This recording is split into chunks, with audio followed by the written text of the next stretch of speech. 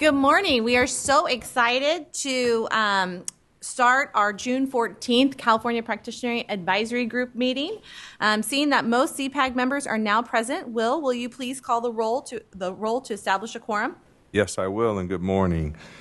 When I call your name, please say here or present. Melanie Green, Here. Roddy Boontroy, Here. Ronald Anaya, Mia Cooper, Here. Babatunde Ilori, Here. Gabriela Tavidian, Here. Amy Nguyen Hernandez, Here. Todd Collins, Here. Kelsey Krausen, Here. Samara Palco, Here.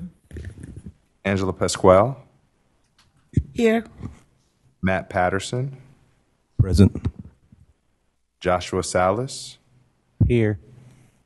Charlotte Vega, Here. Corey Greenlaw, Brad Ramos, and Holly Laderley. Here. Thank you. We have quorum. Thank you so much. I hereby call the June 2024 meeting of the California Practitioners Advisory Group to order at 9:01, and I'd like to commence by saluting the flag. So everyone please stand.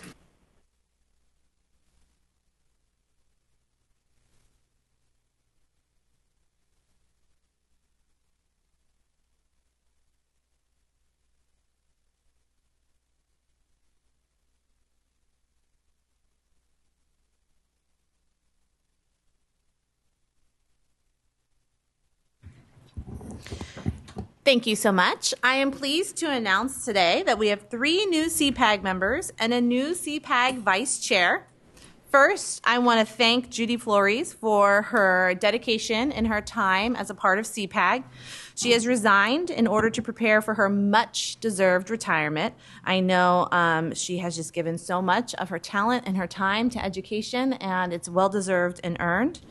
The State Board of Education has appointed Roddy as her replacement as CPAG Vice Chair, and we'd like to congratulate you. Thank you. Second, we have 3 new CPAG members appointed by the State Board at the May 2024 meeting.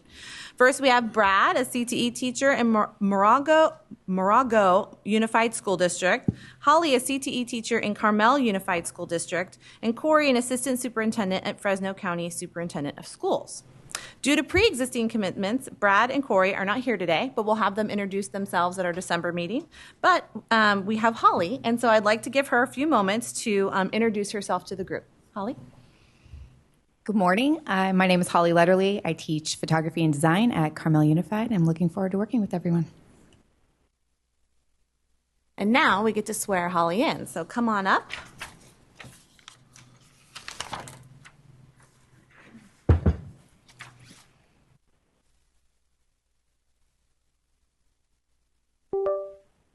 For people ahead. Okay, so Holly, when it starts, you're going to repeat after me. It literally goes, I blank, and you say your full name, and then do solemnly swear. So I'm good to be able to see. Okay, so this is the oath for the office of member for California Practitioners Advisory Group. Repeat after me. I do solemnly swear or affirm that I will support and defend the Constitution of the United States. I, Holly Letterly, do solemnly swear that I will support and defend the Constitution of the United States And the Constitution of the State of California against all enemies, foreign and domestic. and the Constitution of the State of California against all enemies, foreign and domestic. That I will bear true faith and allegiance to the Constitution of the United States. That I will bear true faith and allegiance to the Constitution of the United States And the Constitution of the State of California. and the Constitution of the State of California. And I take this obligation freely without any mental reservation or purpose of evasion. That I take this obligation freely without any mental reservation or purpose of evasion. And that I will well and faithfully discharge the duties upon which I'm about to enter. And that I will well and faithfully discharge the duties upon which I am about to enter. Congratulations. You are now a member of the California Practitioner Advisory Group. And then, and Holly, I'll have you just sign right here.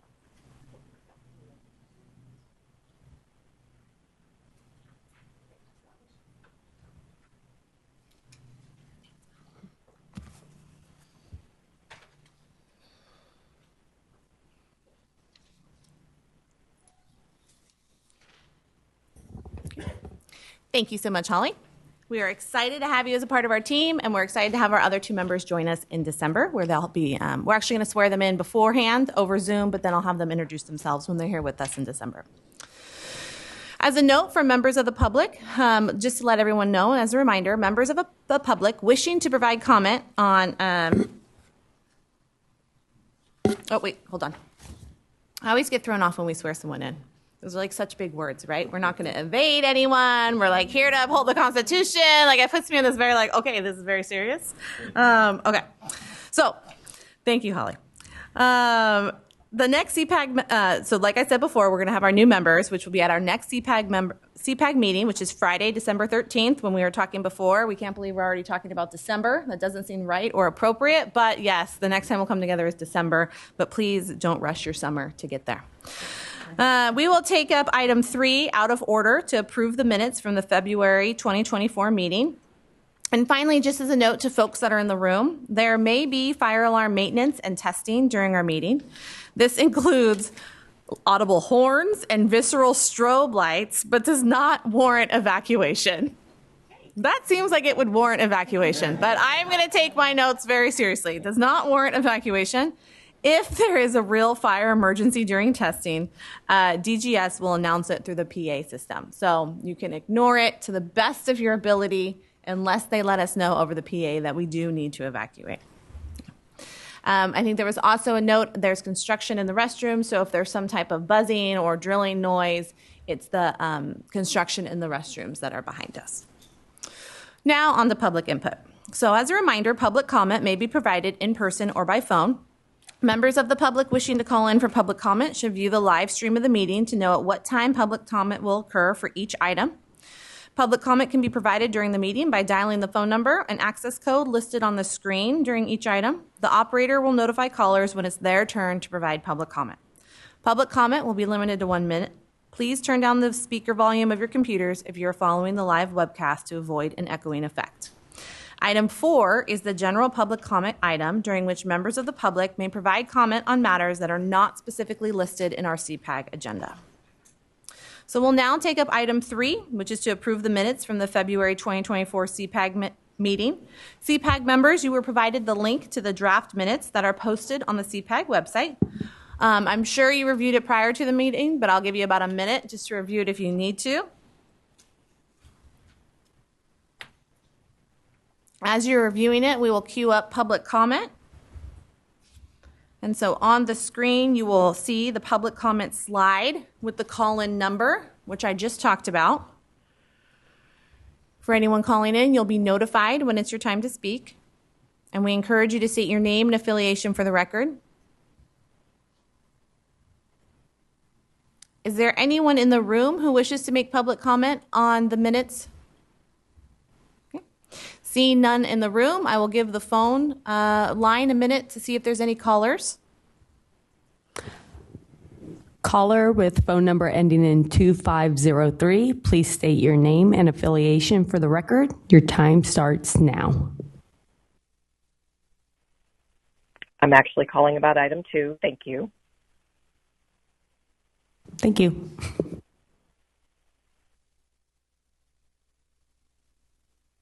No further comments.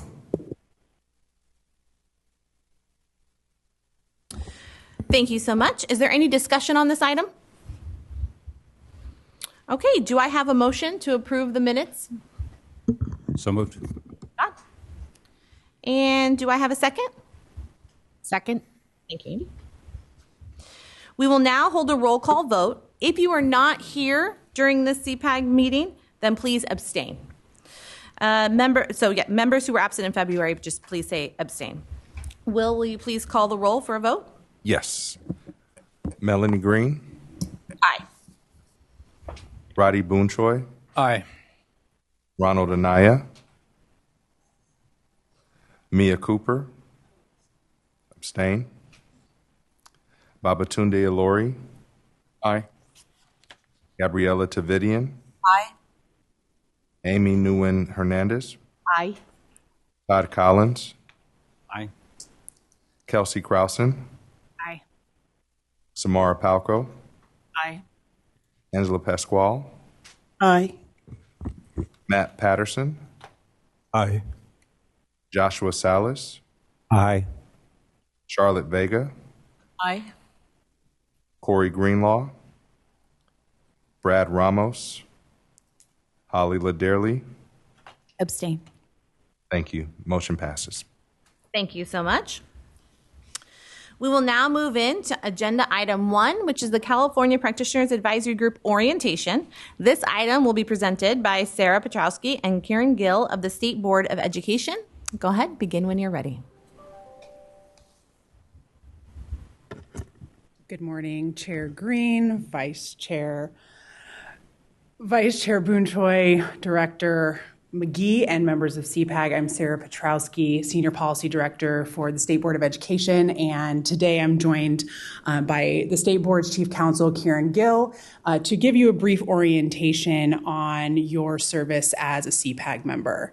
Some of you remember we did this a few years ago. This is really just meant to remind you about some of the basics of CPAG and some of the obligations that you have for your service. So we'll get through this as quickly as possible. Some of it's a little dry, some a little legally, but we will move through this quickly. So I'm going to just start us off briefly with reminding everybody about the purpose of the California Practitioners Advisory Group and the composition of the group, and then I will turn it over to Karen to get into the more serious matters. So in the title of this group that you are a part of, you are an advisory body to the California State Board of Education, particularly on matters related to our accountability system. So as you can see here, one of the main purposes of CPAG is to support the board in their efforts to establish a single coherent local, state, and federal accountability system. One of the main things that we discuss here, what we're going to discuss today, is the California School Dashboard, which once upon a time was called the LCFF evaluation rubrics. That's how it is referred to in California Ed Code. But now we talk about it as the California School Dashboard, and also other things relating to the implementation of the local control funding formula. We talk about things like the LCAP quite frequently here when we are revising the template, and we've had conversations about the system of support in the past as well. One of the other functions of this advisory group is to serve as the state's committee of practitioners under the requirements of Title I. And so the composition requirements that I'm going to talk about next actually come from those requirements of the Every Student Succeeds Act. So composition, you are appointed by the State Board of Education. You all went through an interview process and received appointments by the State Board at one of the meetings. This body requires a minimum membership of 15 positions. We've kind of fluctuated a little bit over 15 through the years. And the majority of the members on this body must be representatives from local educational agencies. And then also familiar to you, as you went through the application process, we have to make sure that at the time of your appointment, you fit into one of the following 10 categories. We note these on the website for the roster of the advisory group. You had to give us information about how you fit into one of those categories during the application process. And one of the goals here is to make sure that this body and the people on it are representing these membership categories. So we have diverse thought, diverse experiences as we're discussing these issues related to our accountability system. So with that, I will turn it over to Karen to talk about Bagley Keene. Thank you. Thank you. I'll try to make this painless. Also, I would just recommend that any members that might have questions, because it could get into legal advice, and I'm not allowed to give that to you in this setting. If you do have specific questions, you're free to contact me offline. Okay.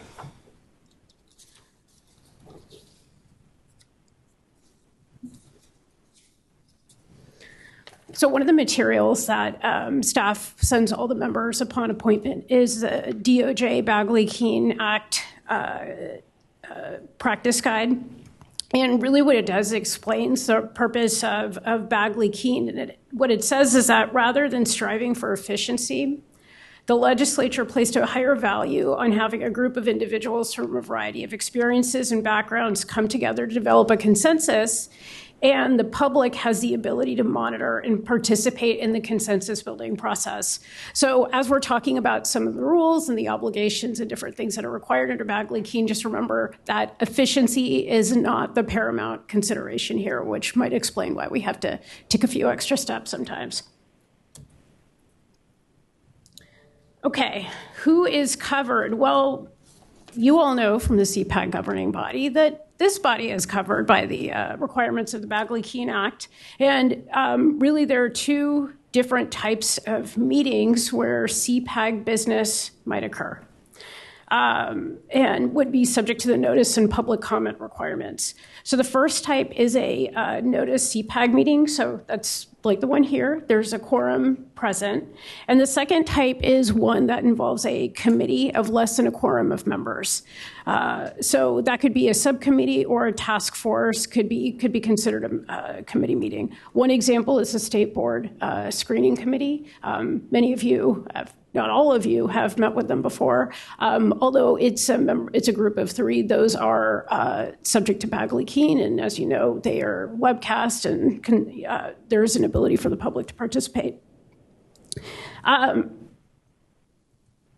specifically, the reason for that is that there's something called a rule of three, and there's guidance in the DOJ manual that you were provided and some of the other manuals on Bagley-Keene that are publicly available that says that generally members should avoid congregating in groups of three or more to discuss matters of the body. So you'll notice sometimes that if there are staff briefings, they never have more than two members. You'll also notice that we're very careful also about emails. They never have recipients listed, and there's no ability to reply all.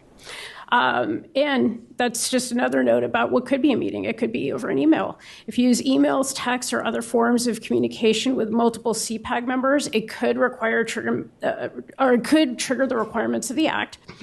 And the Act itself specifically prohibits a majority of the members from using any kind of series of direct communications, whether it's on person or through a device, to deliberate or take action on any item of business that's within the subject matter of the body. Okay. So 3 key duties: provide notice of meetings, including the location where the public may observe. That happened here. Provide an opportunity to comment at meetings. That's already happened here with the first item, and it's also in the agenda. And conduct meetings in open session, except where closed sessions are expressly authorized.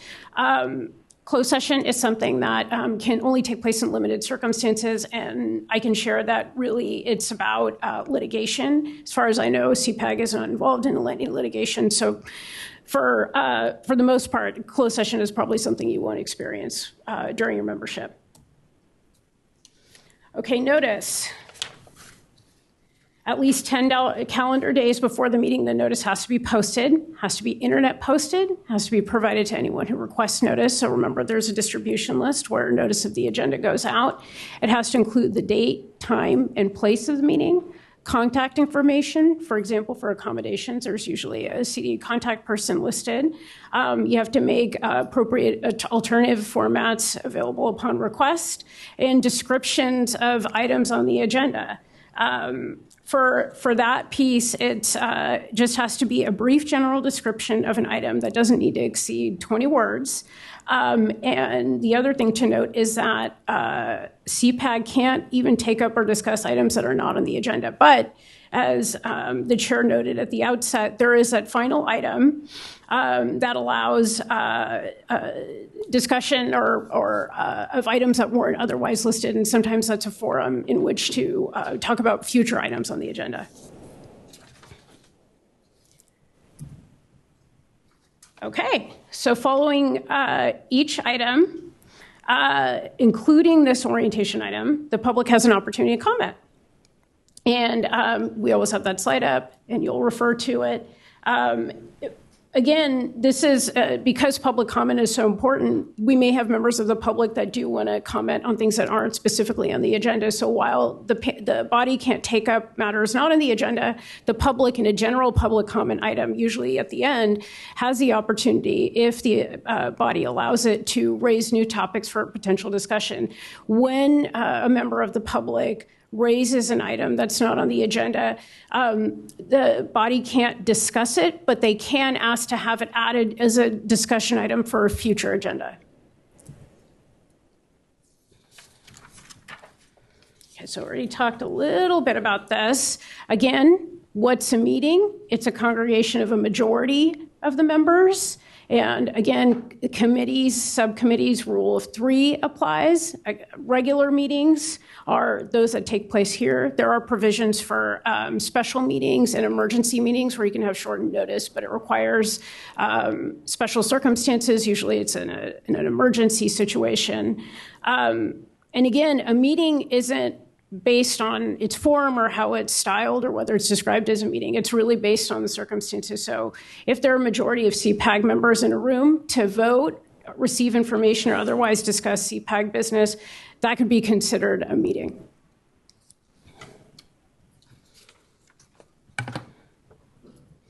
Okay, serial meetings. This is everyone's favorite topic.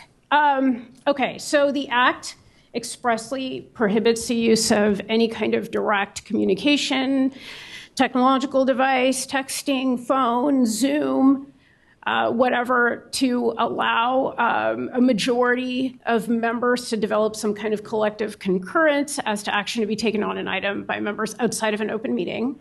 So there are 2 ways in which a serial meeting can occur, which I'll talk about in the next slide. But a lot of times you just want to be really mindful of when a serial meeting could come up. So that could be let's say a group, there's a small conversation during, let's say, a break. Let's say there are 3 or more people talking about an item. We obviously always discourage that, right? That could trigger the requirements of a meeting, even if you're just trying to clarify understanding of an issue or facilitate an agreement or a compromise or advance the ultimate resolution of an issue. And then just remember that transparency is one of the most important pieces of the Act and its intent. So serial meetings are seen as something that essentially evade the purpose of transparency. And again, it might not be all that efficient to have to do things by twos or email one off or not be able to discuss matters with more than one member outside of meetings, but efficiency takes a backseat. And I guess this is a good time to mention that there could be possible civil liability for violations of Bagley-Keene. That could mean that actions taken by the body could be invalidated. And this is a thing that kind of scares people sometimes. You could go to jail for 1 year for a misdemeanor, and there's a fine too. I'm not aware of any criminal prosecution under Bagley-Keene, though. I've looked this up. Okay, so serial meetings. So there are 2 types where this could occur. One of them is linear, so classic telephone, right? So let's say Melanie talks to Corey. I know Corey's not here. Corey talks to Brad. Brad's not here. And then Brad talks to Holly, who is here. That's called a linear chain of communication. So basically, if you're trying to talk about an issue through different people, like, oh, let's check with Corey. Corey's, let's check with Brad. Let's check with Holly. That is considered a serial meeting, regardless of whether it's, again, in person, over the phone, or over a device. Hub and spoke. So another common version is you have one person in the center and as the hub. So in this case, we'll pick on poor Melanie again. She'll be right in the middle, and she's talking to Corey about the same issue. She's talking to Brad about the same issue, and she's talking to Holly about the same issue. And they're essentially working on developing a consensus among the 3. They just don't happen to be all a part of that same in-the-room conversation. That's also a common serial meeting. That can take place, as I said, over email, over text, over telephones, and again, over rotating staff briefings. So just remember, that's why we always have to be very careful about how many members are invited to any particular staff briefings. I'll talk about this a little bit later, but in the state-mandated ethics training, there's a really good example there on the use of technological devices. I know everybody uses computers at meetings. Everybody has their phone at meetings. Again, be very careful about who you're talking to, and especially if it's other members, and about board business during meetings.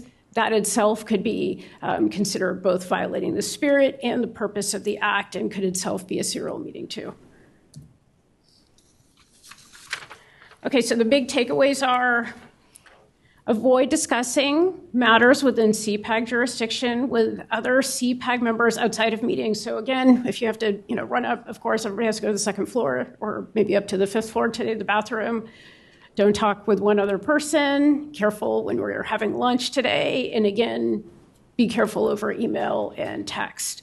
And you can attend events where other CPAG members are there. In fact, we had a NASB conference last year where we had a quorum of board members attend. But as long as no discussion of matters takes place that are within the subject matter of the body, it's not considered a meeting. Common sometimes thing is like retirement party. We know that you may see a lot of people there that you know, including other members. So as long as you just keep it strictly to the fun personal matters, you won't be in trouble. Okay. Everybody should have also received, when they were appointed, something called an incompatible conflict of interest statement. Every body has to develop one under a government code provision. And the general purpose is just to make sure that state officers and employees are prohibited from engaging in any activity or enterprise which is clearly inconsistent, incompatible, or in conflict with duties as state officers and employees. And again, it's only those activities that are clearly incompatible, inconsistent, or in conflict.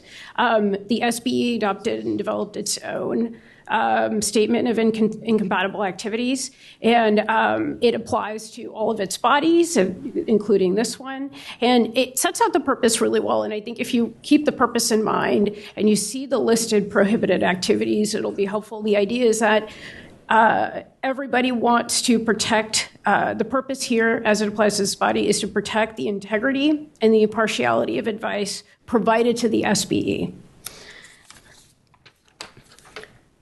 Okay, and I've listed these out. I know everybody's committed them to memory because we're going to have a pop quiz at the end, so be ready for that. Just kidding. But there are 6 of them, and they're all the same for the most part across almost all entities because they just borrow from that government code. But I think everybody's familiar with these in general. The next one's a lot longer. Again, key takeaway is that there are remedies that could be available for violating any of the provisions of an incompatible activity statement, including removal from CPAG, depending on the gravity of the violation. Okay, and we're almost done. So the other thing is just a regular conflict of interest. This is included in the incompatible activity statement that everybody's received, but there are also general and statutory prohibitions on conflicts of interest, and the biggest one is about financial interests.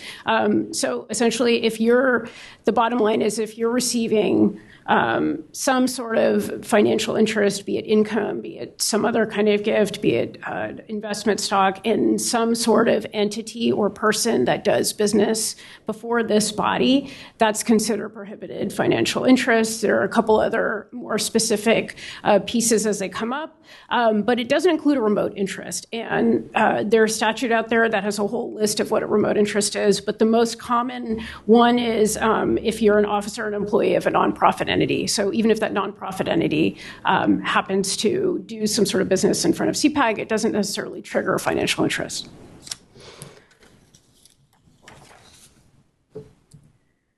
Form 700. I know everybody is familiar with this, has to do it. I get kind of annoyed each year when I have to do it, and I look for the last one and make sure I'm covering all my grounds.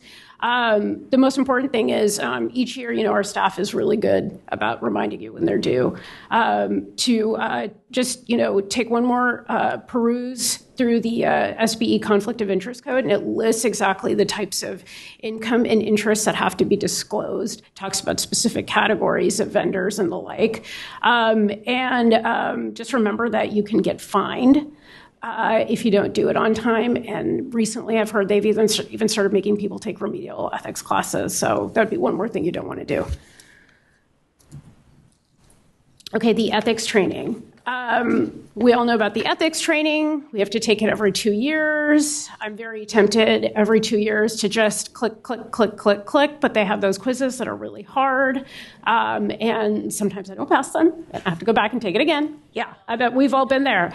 And even though the material seems like it's the same each year, it actually isn't.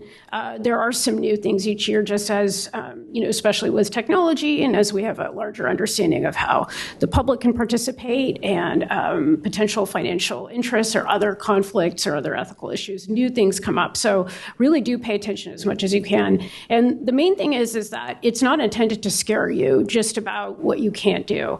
There's still quite a bit that you can do. And you'll see sometimes those questions are really tricky and they're designed to make it seem like every single thing is a no-no, but not every single thing is a no-no. So that's an important takeaway. And again, both Form 700s and records of attendance of ethic trainings are subject to PRA. And that's it.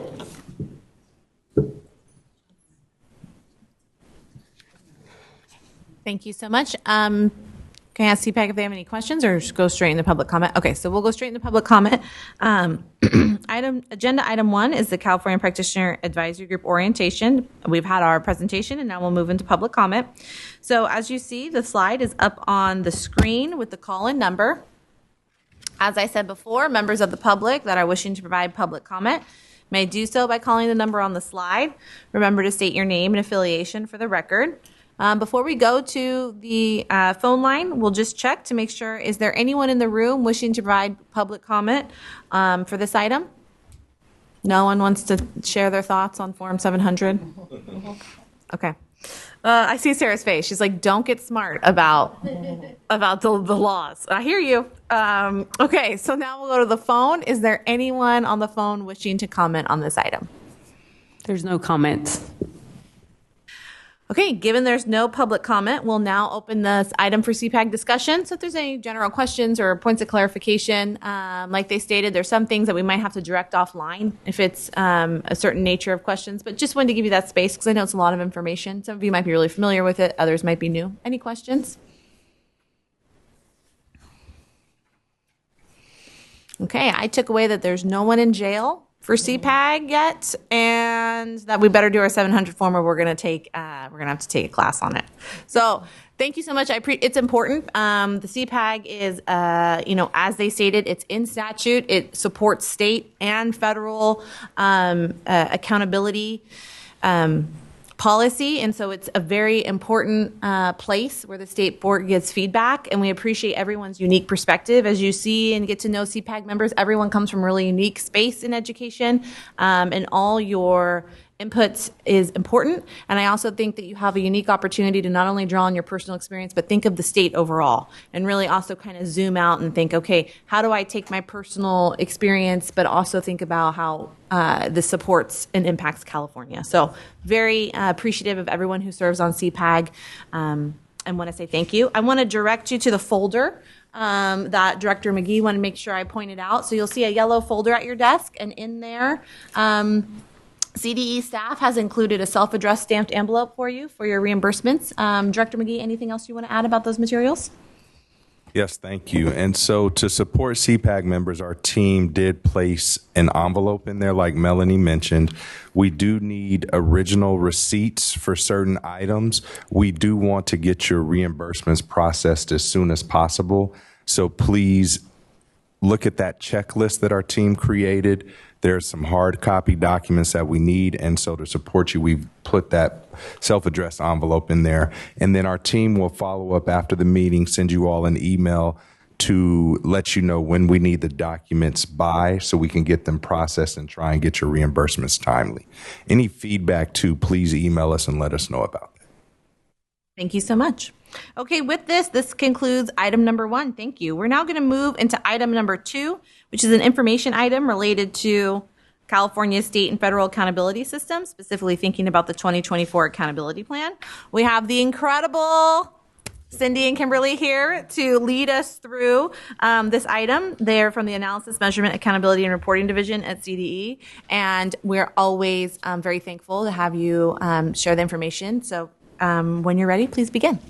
Thank you. Good morning to CPAG members and to those of you who are new. Welcome. Welcome to the Department of Education. We are thrilled to have you helping us with this work. As Sarah already mentioned, you play a very important role as the Committee of Practitioners for us for purposes of federal accountability. So it's a nice check in the process for us to make sure that we're headed in a direction that makes sense and that is explainable to the public.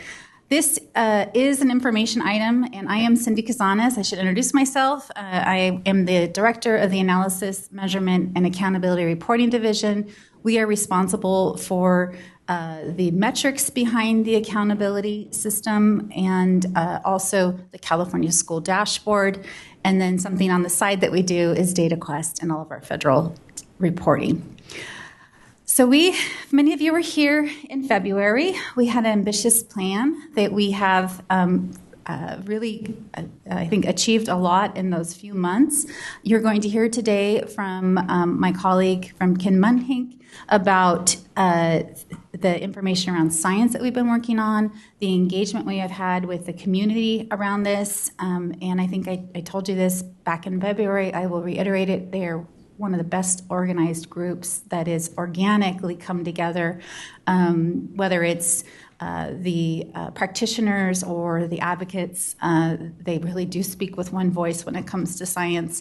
So you're going to hear a bit about that work and the direction that we are hoping to head with the state board in July. We also will give you an update around long-term English learners, first in the nation to have long-term English learners as a student group in the accountability system. And we do have some updates around differentiated assistance, the criteria that will be used this year on the state accountability side. And then for the Every Student Succeeds Act, for the very first time since ESSA was passed, California will be able to implement the targeted support and improvement criteria. And you're going to see some slides that we have created just for you. And I hope that you being the first to really see this in a public setting, if it doesn't make sense to you, please let us know because we need to use this moving forward. And we're hoping that it is the graphic that we're using just really, I think, tells the story about why this is the first time California is using TSI criteria. And then we're going to talk just a little bit about our work plan and what to expect from us in December. So that is the goal. My understanding is we have to have you out of here well before lunch starts because that is on your own. So we will definitely get there this morning. So in terms of our 2024 accountability work plan, I think this is something that we've talked about in the past, that this is a work plan is something that we check in on an annual basis. I think some people think that the dashboard and the accountability system is done and you just put it on the shelf and it doesn't get touched. In California, that's not the case. In other states, that may be the case. But in California, we have a very active legislature. We have a state board who is committed to continuous improvement. So you all still have a purpose and you will still continue to meet as long as those entities are involved in our accountability system. So for that purpose, we want to make sure there's that checkpoint in time. February has been the date. I think we're moving it up to December as far as our checkpoint around our accountability plan. And then coming back to you before the board meets for final decision. So that's the rhythm that we're trying to get into with this change in schedules. And the change in schedules was something that was decided by the administration and the legislature, which we are striving to absolutely meet. December 1st is a Sunday. I think Will's working, but I'm not working. No, I'm just kidding. We are going to be putting out the dashboard well ahead of December 1st because right before December 1st is the Thanksgiving holiday. And I intend for my team to be taking that time with their families. And so we've actually are looking at the Friday before that, which is November 22nd for a public release date.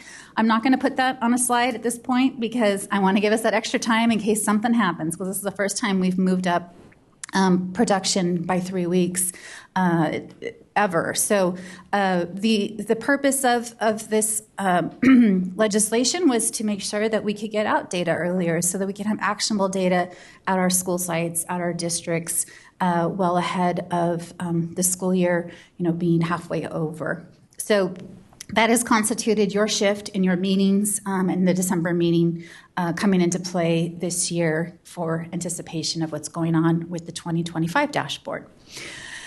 In terms of 2024, the commitment was to work towards implementing a science metric on the dashboard, so the incorporation of science assessment results, again, looking at bringing on our new populations, not only long-term English learners as a student group, but transitional kindergartners just being different, a different presence because of how we are looking at them as a quasi-grade.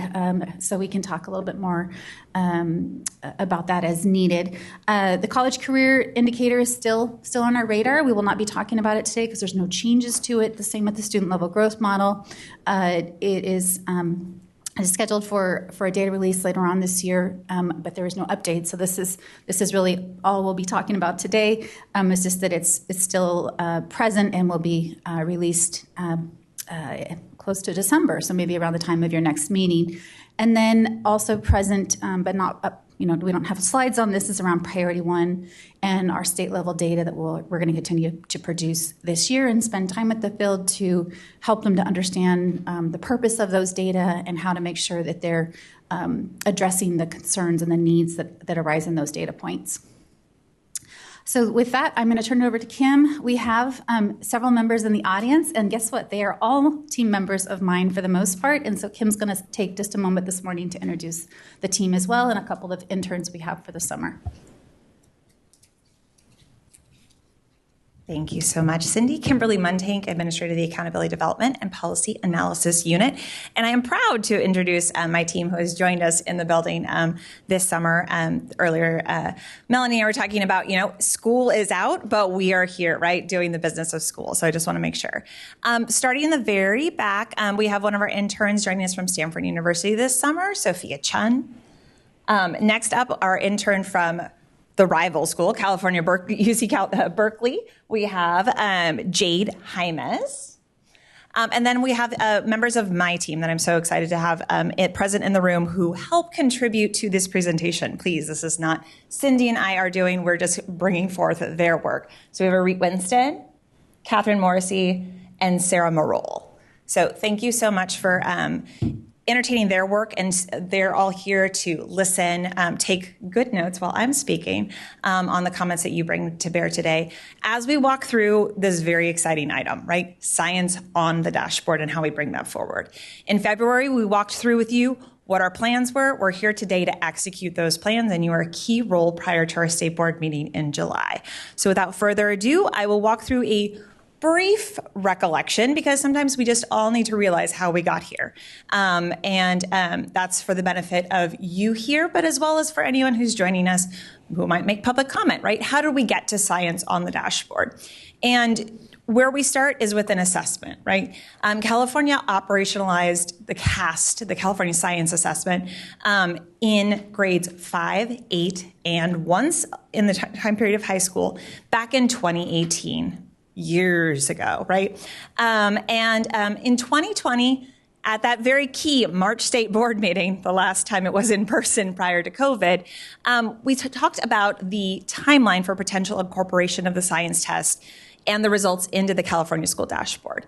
So we were really looking at that as a key place to move forward. And obviously, we had a little bit of a bump in the road, right, with our ability to administer assessments during COVID. However, when things came back online at the March 2022 State Board meeting, we provided an update to the board on the feasibility of when we could add science results back into the dashboard, considering revised blueprints that had gone through with the assessment, as well as just providing assessments to the field in general with regards to the implementation of our state science standards. And at the September meeting, the state board actually approved the insertion of a link on the dashboard, and you could go there today to look through to the dashboard additional reports. And that goes straight to the California science test results. So in our view, we have been integrating, right, and reporting out and sharing with folks, making sure that they're very aware in our accountability areas that science is a part of our assessment system, and signaling that we are moving forward for accountability as, in the future. So that link showed up in December 2022. on our 2023 dashboard. It showed up again. And then in February and March, we came to you and then to the state board, walking through to get feedback on a 2-year plan to add science to the dashboard in a full functional way. And that brings us here to the meeting today. So the work plan and dashboard principles that are associated with our work today: Principle 5, valuing high performance and growth equally. Principle 8, reflecting technical quality through measures that are valid and reliable. This is a key one for today's discussion. As well as Principle 11, that it's subject to continuous revision and improvement, which is why we meet every year, twice a year, or more, like this year, 3 times a year, in order to do that business to continuously improve and revise the work that we need to have done for our students in the state of California. So that 2-year plan that you guys provided some evidence and comments on has 2 phases, and we wanted to make sure, we go through. We don't want to say years because, goodness gracious, we have enough timelines between fiscal years, school years, dashboard years, all of those things. So we have 2 phases, and we are presently in phase 1, which is the approval of a metric to measure science assessment performance for use on the dashboard. That is our first phase. Once we have completed that phase through state board approval of that metric, we can then move on to phase 2, which is very large and will take place next year, which is the approval of status cut points, approval of change cut points, approval of a color scheme for the 5x5 color grid, the inclusion of the indicator within the state accountability system for differentiated assistance criteria, as well as the possible inclusion of the indicator within the federal accountability system through ESSA eligibility identification.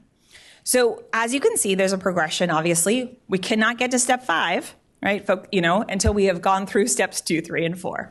We can't get to step 2 until the board approves that metric, right? So hopefully we're all aligned in seeing what work needs to get done and how we can progress in order to get to the place where we can even consider these things as a part of our LCFF differentiated assistance and our ESSA state plan system identification. So today's work in phase 1 is the approval of a metric to measure science assessment performance for use on the dashboard. We, it says February to May. We probably really started, running on the ground the second the dashboard was published. In January, starting to gear up for all of this, knowing it was ahead of us. But we have been working nonstop for the past few months to be able to bring this forward to you. We have our CPAG meeting today in June and the State Board of Education meeting on July 10th and 11th. So those are our dates available for the approval of the metric. All of this, with the state board approval, leads to posting this science metric on this year's 2024 dashboard. So in order to do so, the work that we've been doing on the background in our work in our office is to evaluate the results of the 2021-22 and 2022-23 CAST and CAA Science administrations and be able to create a new accountability indicator that's valid and reliable. And the really, folks are like, well, it's an assessment. You just slap it on. We're all good. Here's the thing. This CAST science test is different. And we want to make sure that because while it has similar characteristics to both our English language arts tests and our math tests, it's different and it has unique features. So we need to go through the process to be able to evaluate that with technical advice, look through the results, and make sure, and especially with the grade spans and such, and we'll walk through all of that, to see if we have fair and valid results to use in accountability. We have a little bit of a higher lift here. That's why we have a panel of you to be able to walk through these decisions as well, because we have a little bit more to do around science. So what does that metric even look like? Well, we started off with 2 possibilities. And we need to evaluate the reliability and validity of both so that we had options to be able to bring forth, because we don't like to just look at one way and say that that's the only way to do things. So the first option that we went through and evaluated was distance from standard. That is the metric that is presently utilized for English language arts and mathematics on the dashboard presently. And then we had percent met exceeded standard. That is the language and results for our CAST and CA science reporting websites. That is a language that I received when I got my 8th graders' science results, right? 7 days, by the way, after she took that test this year. I got those in my inbox, so that was pretty impressive. Thanks. I'm just going to put a shout out to our assessment team for getting those back so quickly to parents. But that's the language of test results that we have, right, in the other reporting sections. So this is what we worked on throughout the last 3 months to be able to bring to bear today. Now, what do those two things look like if we were going to put them on the dashboard? Well, distance from standard is actually the unique feature on our dashboard because we only measure things in points for our academic indicators and use distance from standard with that metric for ELA and mathematics and our academic indicators. So if we did distance from standard using science for distance from standard, it would join those other two academic indicators. However, if we do report out from science on percent met exceeded standard, it's a percentage rate. And that is the norm for all of the other indicators on the dashboard. So we wanted to bring that to bear because these two options do end up with a different result on the dashboard. So in a sense, percentage rate is a very familiar term for our audiences. It's very common. And points are actually the uncommon thing on the dashboard. And what we found through the evaluation that we worked through in our office, because again, we're bringing our information to bear, but we haven't been steeped in the science assessment, right? Our lovely folks in the assessment department have been, but we haven't been evaluating it until this year. But really, science is unique in a lot of different ways, especially with our science assessments. So our ELA and math assessments are administered every year in grades 3 through 8 and grade 11. There's a continuous scale for our assessments that was built right through our Smarter Balance assessment system that increases across grade levels, right? It starts in grade 3 and it ends in grade 11 with different intervals for each grade. Additionally, the scale for every single grade level varies, but it's very wide. So it starts at 467 points back in grade 3 and it extends all the way to 617 points from your lowest obtainable scale score, a loss, and the highest obtainable scale score, a Haas. So there's a lot of variability within the scale across grade levels. And then also, proficient usually falls around the 55th percentile for each of those scales across the grades. When we look at science, we see something different. We're not assessing every year and every grade. Instead, we're assessing 5th grade, 8th grade, and then once in grades 10, 11, or 12. There are some concentrations around which grade students test more in, but fully optional for students to test at any point during high school. It is a non-continuous scale. The scale doesn't start in grade 5, right, and continue through in longitudinal way all the way through high school. It's just simply a 100-point scale for each grade that's administered. So it's a very narrow scale, and it does not continue from, like I said, grade 5 all the way through high school. And additionally, proficient is usually set around the 65th percentile of each of these scales. So we're looking at a different concentration of who meets or exceeds standard, right, in comparison to the 0 that's available in ELA and math. So what did we do with this information? Well, this is the work of our division, and we go through and walk through when we look at adding something to the dashboard, which we have not done, by the way, since 2017. I just want to make sure that if you're like, this is a new process, this is a new process for many of our staff who are new since 2017. But we walk through a technical evaluation of these scores. And what does that mean? Well, we look at the 2021-22 cast and the 2022-23 cast. So we have 2 years of data to go through. We did not include CAA science in these metrics and methodologies due to the complexities that it would add, and we wanted to make sure that when we were looking at things, we looked at apples to apples. And we didn't want to include it in one simulation with distance from standard and percent proficient, percent met exceeded in another, and not be able to do that. So we did not include them in all of this work. However, they have been evaluated technically separately. We went through and we applied our accountability rules. Now, who is very familiar with our accountability rules for who gets included or not for our ELA and math tests? Does anybody know? Anybody raise their hand? Nobody? Not very familiar. I think you do know. We only include students who are continuously enrolled. So that is the key difference if you're going to look at the CASP website versus our accountability website. Only students who have been enrolled since census day through the day of testing without a break in enrollment for 30 or more days are included in our accountability results. So that's a very key difference than if you see what's reported out on CASP, which is any student who took the test. So when you're thinking about what's included in accountability, our numbers are smaller because you do have to meet that higher threshold of being continuously enrolled.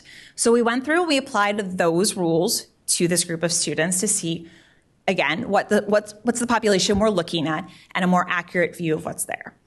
Then we went through, and this one, I apologize that the slide is incorrect. We calculated the distance from standard at the top of that instead of percent met or exceeded. So the numerator is the aggregate of all of the individual distance from standard scores, and the denominator is all of those students meeting the accountability rules. And then we aggregated them across school, district, and student group levels. Now, after looking at all of that, we present it to our wonderful technical advisory group, the technical design group. And these group of individuals are able to provide technical advice to us as well as comment on the validity and reliability of the results that we're seeing and walk us through suggestions to move forward, right? Observations on what they're seeing and how things will apply within the rules and requirements that we need to follow for both state and federal accountability. So they looked at these aggregated values at the state LEA school and student group levels. And the validity and reliability across the system. And they found the distance from standard was not meeting the validity requirements for the following reasons.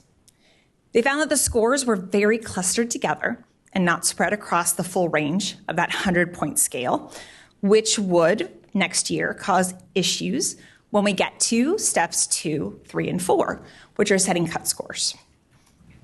They also found that distance from standard would likely create confusion among the wide ELA and math scale scores that are available, and then the narrow scale score arrangements for science. So, for instance, a 10-point distance from standard increase in ELA and math isn't comparable to a 10-point increase in science. We're talking about, right, a 100-point scale, 10 points, right? Thinking about that. 600-point scale, right, 10 points. So we're looking at a very different expectation. However, when folks glance at the dashboard and they see points for ELA, math, and they see science, in their mind, they're going to think all points are equal, all expectations are the same. So they felt that that was a real issue with validity and reliability moving forward. So then we walked through the technical evaluation for percent met exceeded standard. We went through the exact same process, except this time now we're looking at aggregating our values around school districts, for percent met exceeded standard for all of these places, just for students who scored in levels 3 and level 4, right? Those are our numerator now instead of all of the students who took the scale scores across the way. And when we presented that to our technical design group, they provided feedback and found that percent met exceeded was valid and reliable for use for science for assessment purposes. They found that teachers, students, and parents would likely be familiar with the measurement since it's used in student scale score reports. As I spoke to, right, when I received my scale score, my report, I saw what level my student scored in. I saw what their scale score was. In addition, my daughter, she's an 8th grader. She saw her report. She jumped on a group chat. She started talking, hey, did you know our reports are out? They started talking about their results. All of them understood what was going on, right?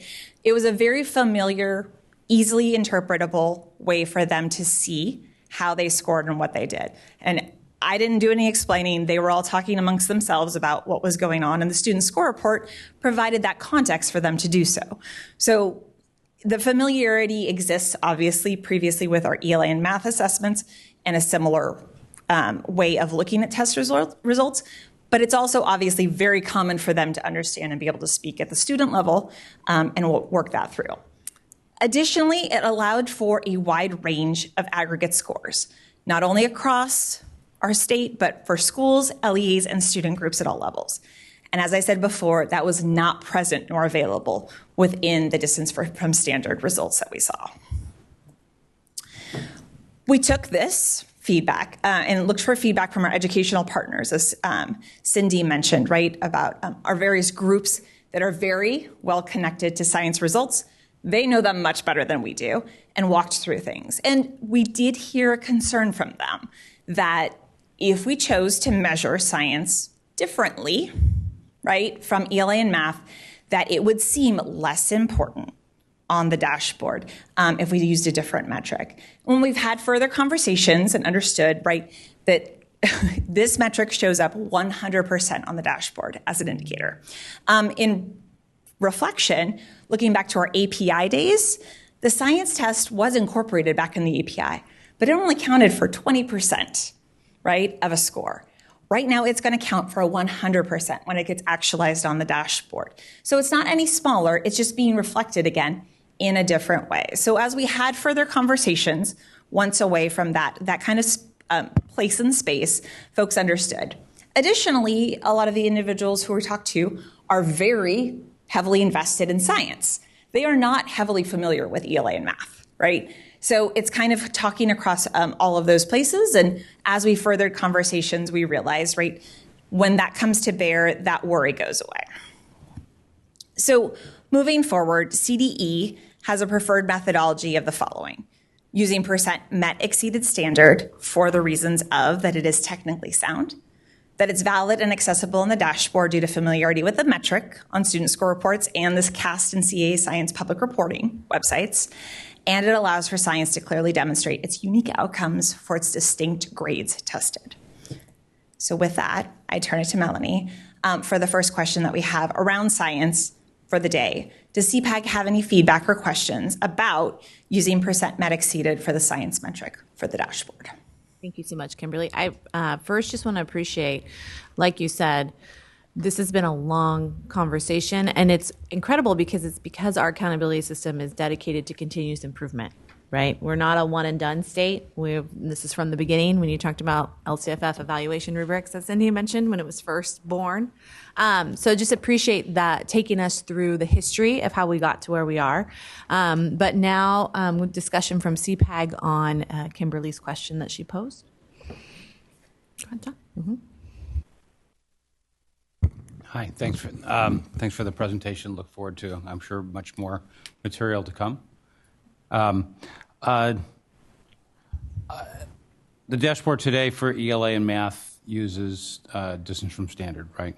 And so I'm looking at it, and you can look at ELA, and it shows so many to the tenth of a point, 83.7 points above standard is the one I'm looking at. So a high precision number. And you mentioned that the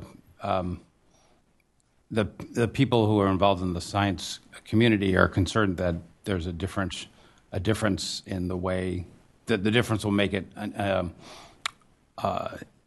difficult for people to interpret, even though people understand what meet and exceed means.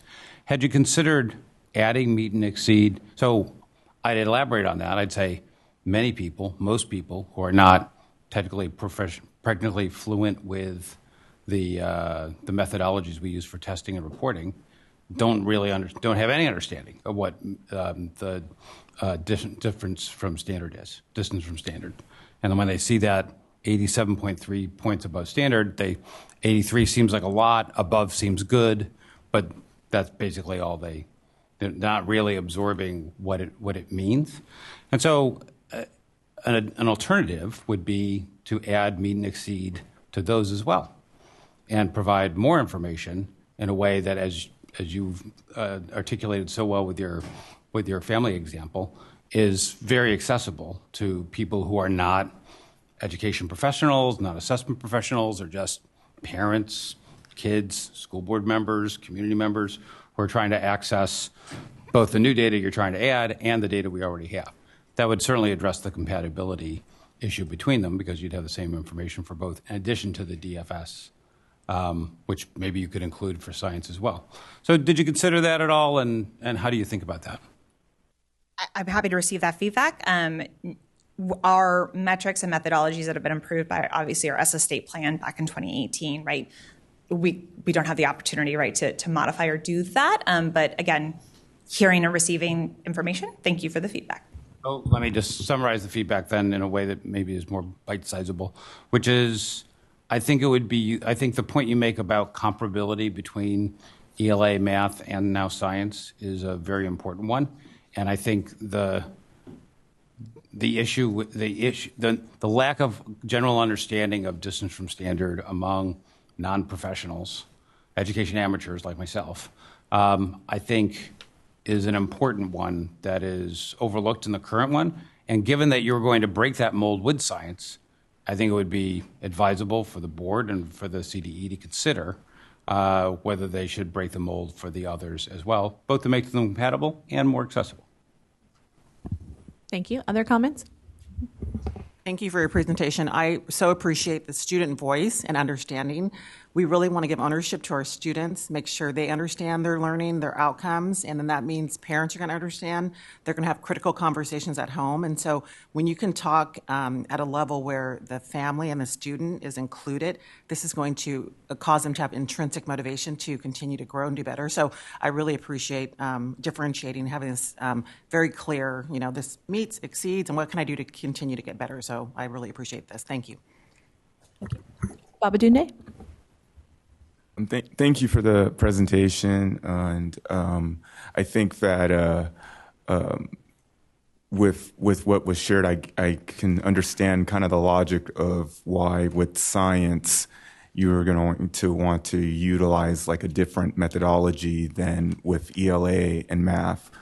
I do share some of the concerns that Todd just shared with regards to the difference, right? So thinking about ways to communicate with regards to the percent met exceeded in science, if that's the route we're going to go, why is there that difference then with ELA and math? And then helping parents to understand. I think most parents, I would agree, most people, like students, parents alike, and even teachers, frankly, don't have a strong understanding of what distance from standard means when you're 100 points above or 100 points below. One of the things that food for thought would be, because I get the reasons why you would want distance from standard, just because I'm a math guy too, so I understand like there's a lot of good things about distance from standard, but it's hard to communicate, is percent towards proficiency.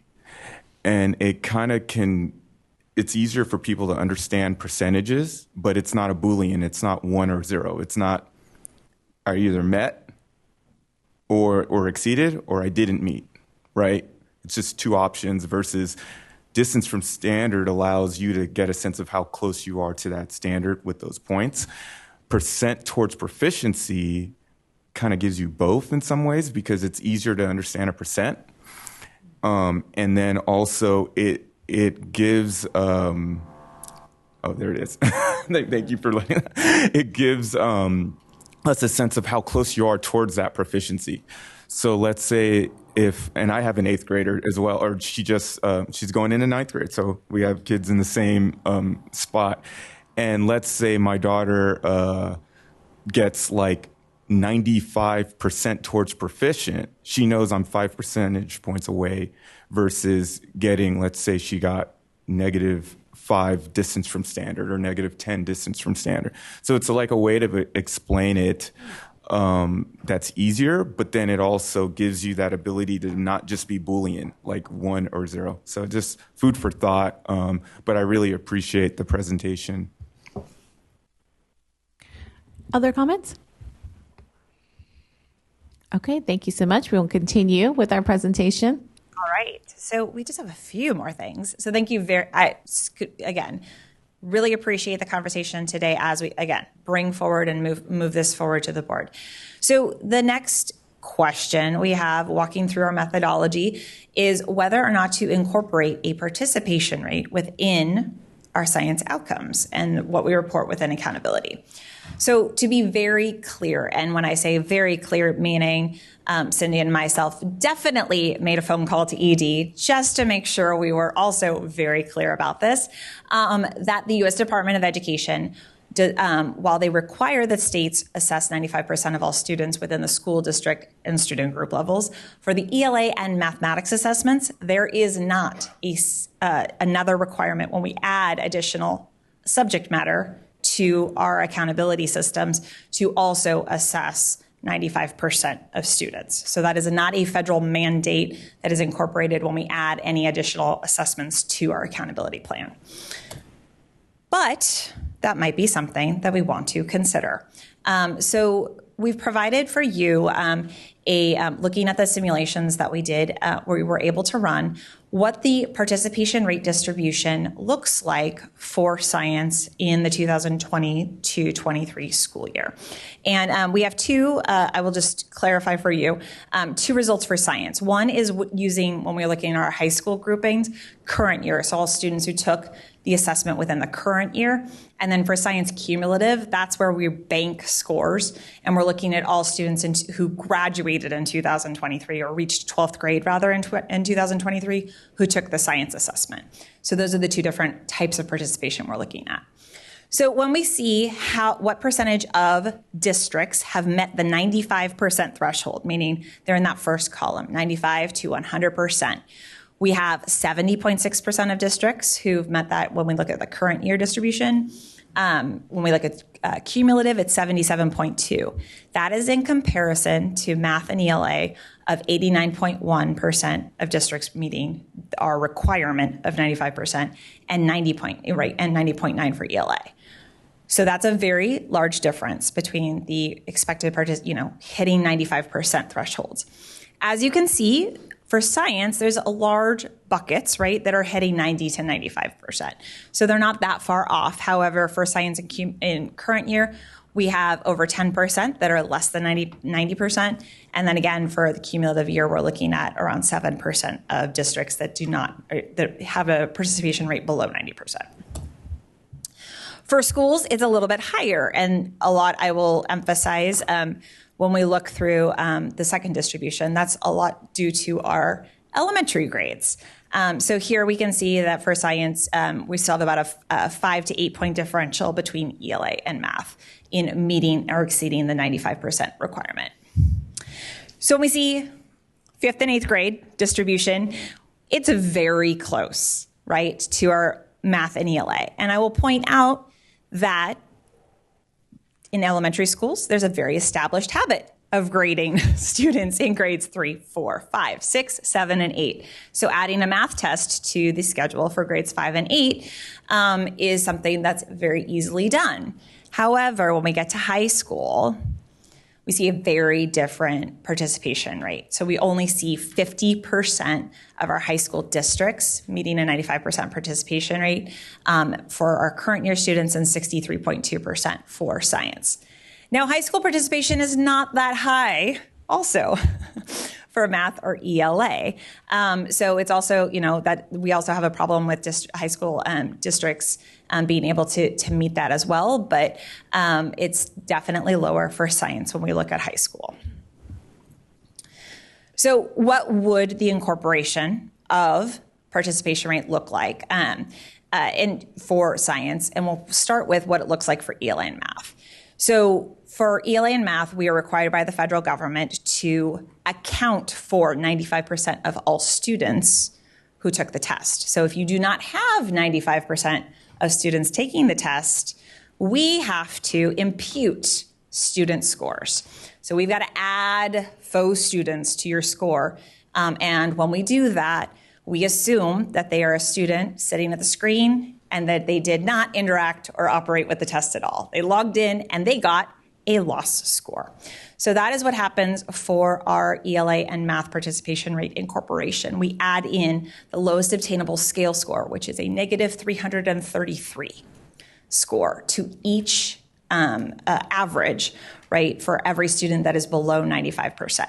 So this is a very large penalty, and it is intended to affect the overall average in order to incentivize participation, and it's a requirement by the federal government for us to do so. However, for science, as we just spoke about, we're not looking to use distance from standard. Therefore, we would not be looking to incorporate a loss score either.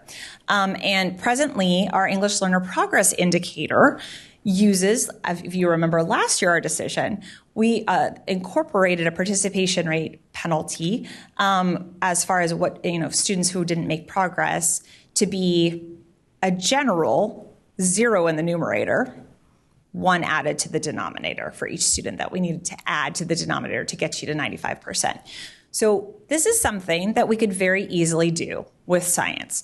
It is not as punitive, but it still does incorporate the participation rate to be able to include that in our science results.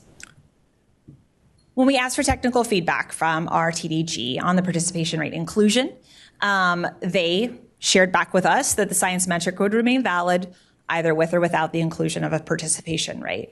And they found that the LP methodology for the participation rate would fit very well with science moving forward. So it would be an option for us to include if that's where we wanted to go with it. When we spoke to our educational partners on incorporating a participation rate, there was overwhelming support for doing so. And their real backing was around an alignment and the expectations for participation rate for ELA and math, and making sure that alignment was maintained for science too, and holding schools, student groups, and districts accountable for any participation rates that dipped below 95%. There were mentions of equity, right, and any unintended consequences that might pervade if we did not have the same requirements for science as we do for ELA math, and the same expectations as it rises up to the dashboard. So the question now turns to you to provide your feedback. Do you have any feedback or questions on incorporating a participation rate at the school district student group levels below 95% into the science metric for the dashboard? Feedback or questions? Todd? Go ahead, Todd. Thank you again for that excellent material. As a school district that has been subject to the participation penalty, and it's interesting that you frankly characterize it as a penalty. We had an internal discussion about whether it was intended as a penalty or just as a technical adjustment to reflect the fact that some students didn't take the score. But I will carry back to my group that it is clearly intended as a penalty. I don't think it's a very effective penalty. It did not, we have changed, I'm happy to report that we significantly changed our behavior, as you know. But this did not factor into our change of behavior at all. And I do wonder, just thinking about how these, scores reported on the dashboard, what the attention they get from school boards and the attention they get from the community, I don't think it's a very effective penalty. I don't think it changes much behavior. So therefore, I don't think it matters much. Probably the feedback is probably doing it the same as the others probably makes sense, but I say that mostly because I don't think it makes much difference one way or the other. But I did want to pass back that I think the notion of the penalty, which it sounds like it comes from the Department of Ed, not from you guys. I know in our case that it did not have, we were subject to the penalty and it had no impact on our behavior. So I can provide a little bit of feedback on that just because my inbox and my phone line has been blowing up this week with regards to an extreme amount of individuals who have one single student who they were unable to test at their school, calling me crying, and what the worry is, that's how it's going to impact their scores. I also can reply that I did receive individual feedback from your school district with regards to the score and why it was the way it was, with regards to the difference between what was reported on CASP and what was reported on the dashboard. So I can share with that. So I think we have seen a dramatic rise in the participation rate from 2022 to 2023. The implementation of the requirement from ED to revise our participation rate incorporation was supposed to take place in 2000. It happened in 2022. Folks weren't really paying attention, and when it hit their scores, they were very well aware. So we have, as a result, one of the highest participation rates in the country as far as assessments go since the incorporation of that. We saw increases across about like 5% across the board. So we've definitely seen on our end a very different test-taking mentality. And as I said, I've calmed a lot of fears. Like one student, we're okay. You guys didn't. I start all my emails with congratulations. Wow, you're such, like, that's amazing. That's amazing.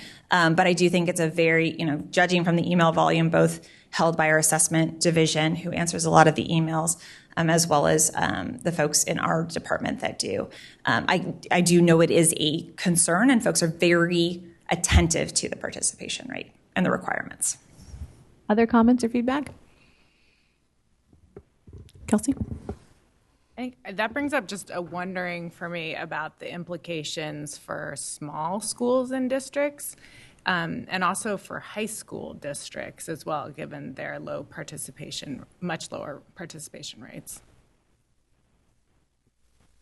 Any other members?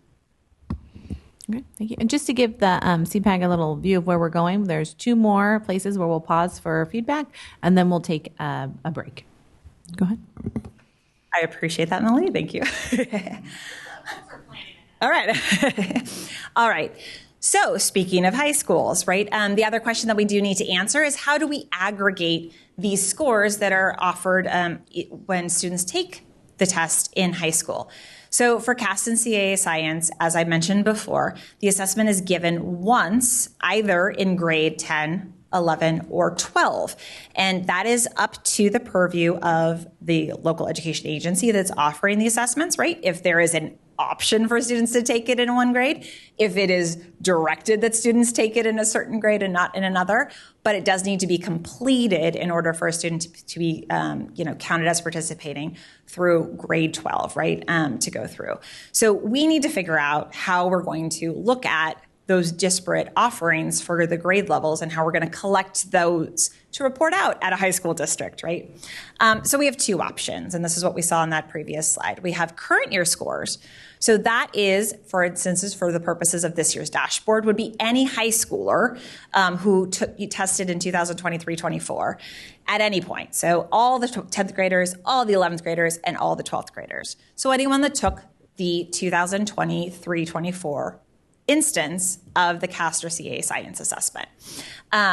For cumulative scores, we think of that as where we're banking scores. So that would be when we look at scores for all 12th graders who tested either in 10th grade in 2021-22, 11th grade in 2022-23, or 12th grade in 2023-24. So we would be essentially banking their scores and waiting to report out on them on the dashboard uniquely until they hit grade 12. So the technical feedback that we received from our TDG around this point is that they supported the use of the current year methodology to aggregate our high school scores. The first option in their mind, and I think this is, something we think about things that change year over year and our dependence on, everything in the future going just as we planned it to do. If we bank scores for the cumulative scores, that may cause issues if we have differences in science assessments, if we evolve the test to be something different in a future year, right? So using current year alleviates that issue, right? We're looking at just the most recent iteration of the assessment. And additionally, if used for support determinations in the future, all of the results would be that last year, right? So the support determinations for LCFF that are made annually, right, would be determined based on the scores that just happened versus a cornucopia of scores that could have taken place over the last 3 years. When we talked to our educational partners, they were on the same page and overwhelmingly favored current year methodology. And their comments included that it was the closest to real-time data. It showed the results for students that completed science. So in their mind, again, this is our large science group, right? They felt that the offering was happening to students who had actually been prepared right through high school and taken the coursework necessary to complete and take the test. And they still wanted to access the cohort data, which I'm very proud to report is available on the CAST reporting website. So that information for the first time was released last year. So you can actually access the differences between your current year scores and your cohort scores. So that is available for everyone, regardless of the choice that we make. So our preferred option for CDE moving forward is to use current year scores due to the resounding support from our educational partners. The fact that it is technically valid and reliable from advice from our TDG and allows for high school results to reflect the most recent test administration. So I turn to you and see if you have any feedback or questions on using the current year methodology to group high school for science results. Any comments from CPAG? Charlotte? Thank you for the presentation. I do understand and love the idea of getting the immediate results, especially for parents who are looking to see how their children have done and educators who are looking back at the year. The only thing that I can consider is that if we're looking at an LEA that, for example, tests in the 10th grade, they might have students who have only taken 1 year of science by that point, possibly 2, as opposed to another LEA that has had 4 years of science, so students that have gone through 12th grade taking 4 years or 3 years. And so just the difference in those two, when you're comparing the different options that they've completed, the science classes that they've completed, that might be just support for the ultimate, the 12th grade reporting, as opposed to the yearly, although I do like the annual report. Thank you. Thank you. Any other feedback? Okay, go ahead, Kimberly. Thank you. Great, thank you very much. Last one. This is the easy and the fun one. Our dashboard card. All right, so we've talked about it. It's going on the dashboard in 2024. So in the past, we have had incomplete indicators on the dashboard that we need to share results on the dashboard, but our normal colors are not there. So what have we done for these instances in the past? So the first thing we did is in 2018, we had an English learner progress indicator that had 1 year of scores. And if we know how the LP is calculated, you need 2 years of LPAC scores. So we were in the first year of our administration for LPAC. We had no second year. We could not release even a status for LP. What could we do? So what we did is we chose to report out on how students scored on the report. There is value in that, but there is obviously no metric, no application of a color, no performance expectations. It was just a report and share out. So you can see that in 2018, and you can click through on the dashboard and see it. Last year for college and career, it's gone through its things, right? So in 2017, it only had a status. So that status was reflected, and this is previous to our status-only dashboards. Want to make sure, right? We didn't have to have one of those till 2022. So in 2017, it had no performance color. We just reported out on its status. It sat there, and it had a gray dial and said no performance color. And then last year, college career indicator, or 2 years ago, rather, for the 2022 status-only dashboard, hence the purple bar at the top. We had no data because we did not have complete data from our tested 12th graders that year. So it's just simply said not reported in 2022.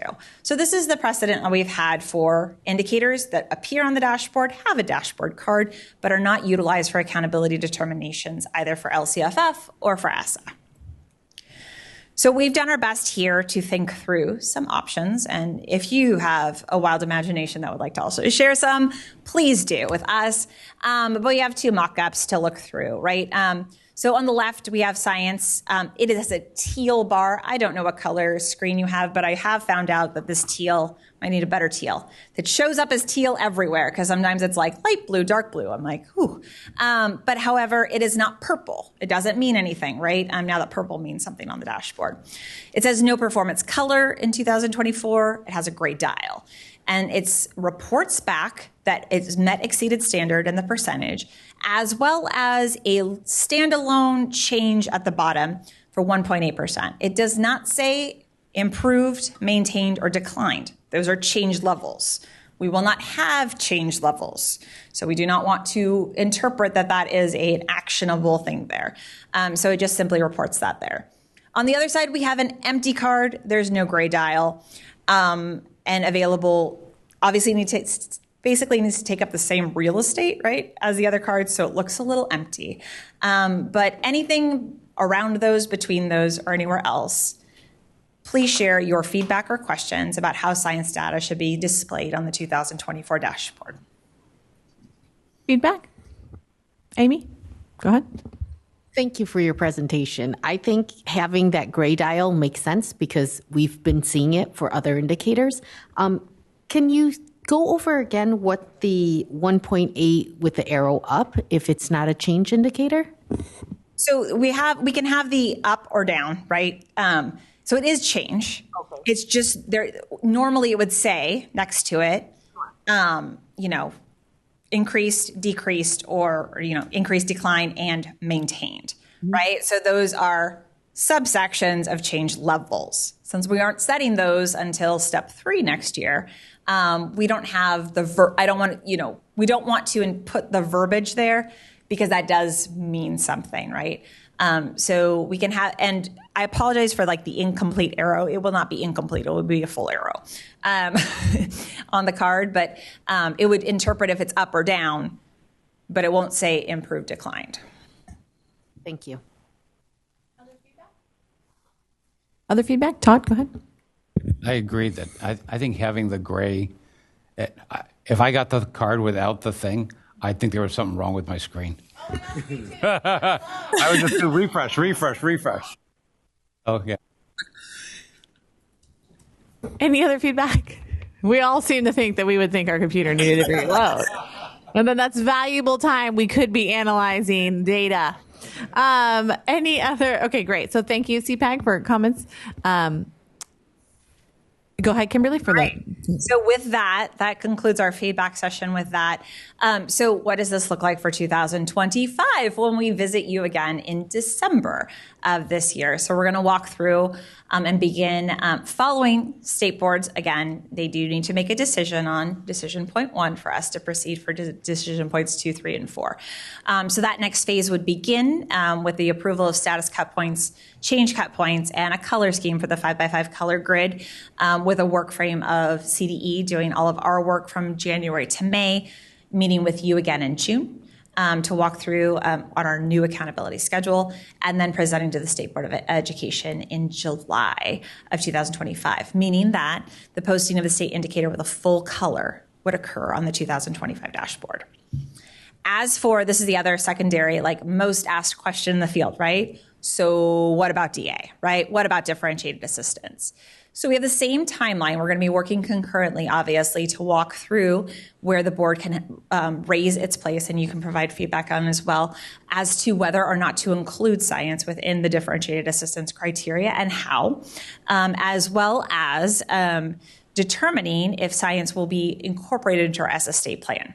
The key difference around this, and Cindy will walk through it when we're talking about what does ESSA look like as we're in a 3-year cycle, is that we would need to submit those revisions to the federal government, wait for their approval, and then be able to incorporate that in future decisions for ESSA determinations beginning in 2026, right? So if we complete all of our work, we can create that amendment, have the state board approve said amendment, request feedback from ED, we'd get it back, and we'd be able to make determinations based on the 2026 dashboard, if that was the choice that the board chooses to go with, but that would not happen until 2026. So we will be looking at things differently, right, for support determinations next year if it was included in DA, but not obviously in ESSA determinations until it's approved by ED. So that's it for there. If there's any question on that, I'm happy to answer it to not leave it hanging. Okay, with that, thank you so much, Kimberly, for the deep dive into science. I'm excited to continue to see it evolve. We are going to take a 15-minute break. It's 10:33 right now, so let's come back at, is 10:50 too generous? Let's come back at 10:50.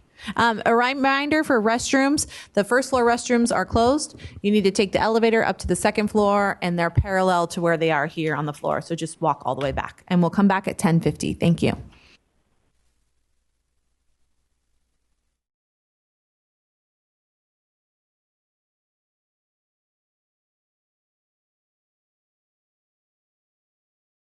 Thank you so much for coming back from our break. I will turn it over to Director McGee to do a roll call to make sure we still have a quorum. Go ahead.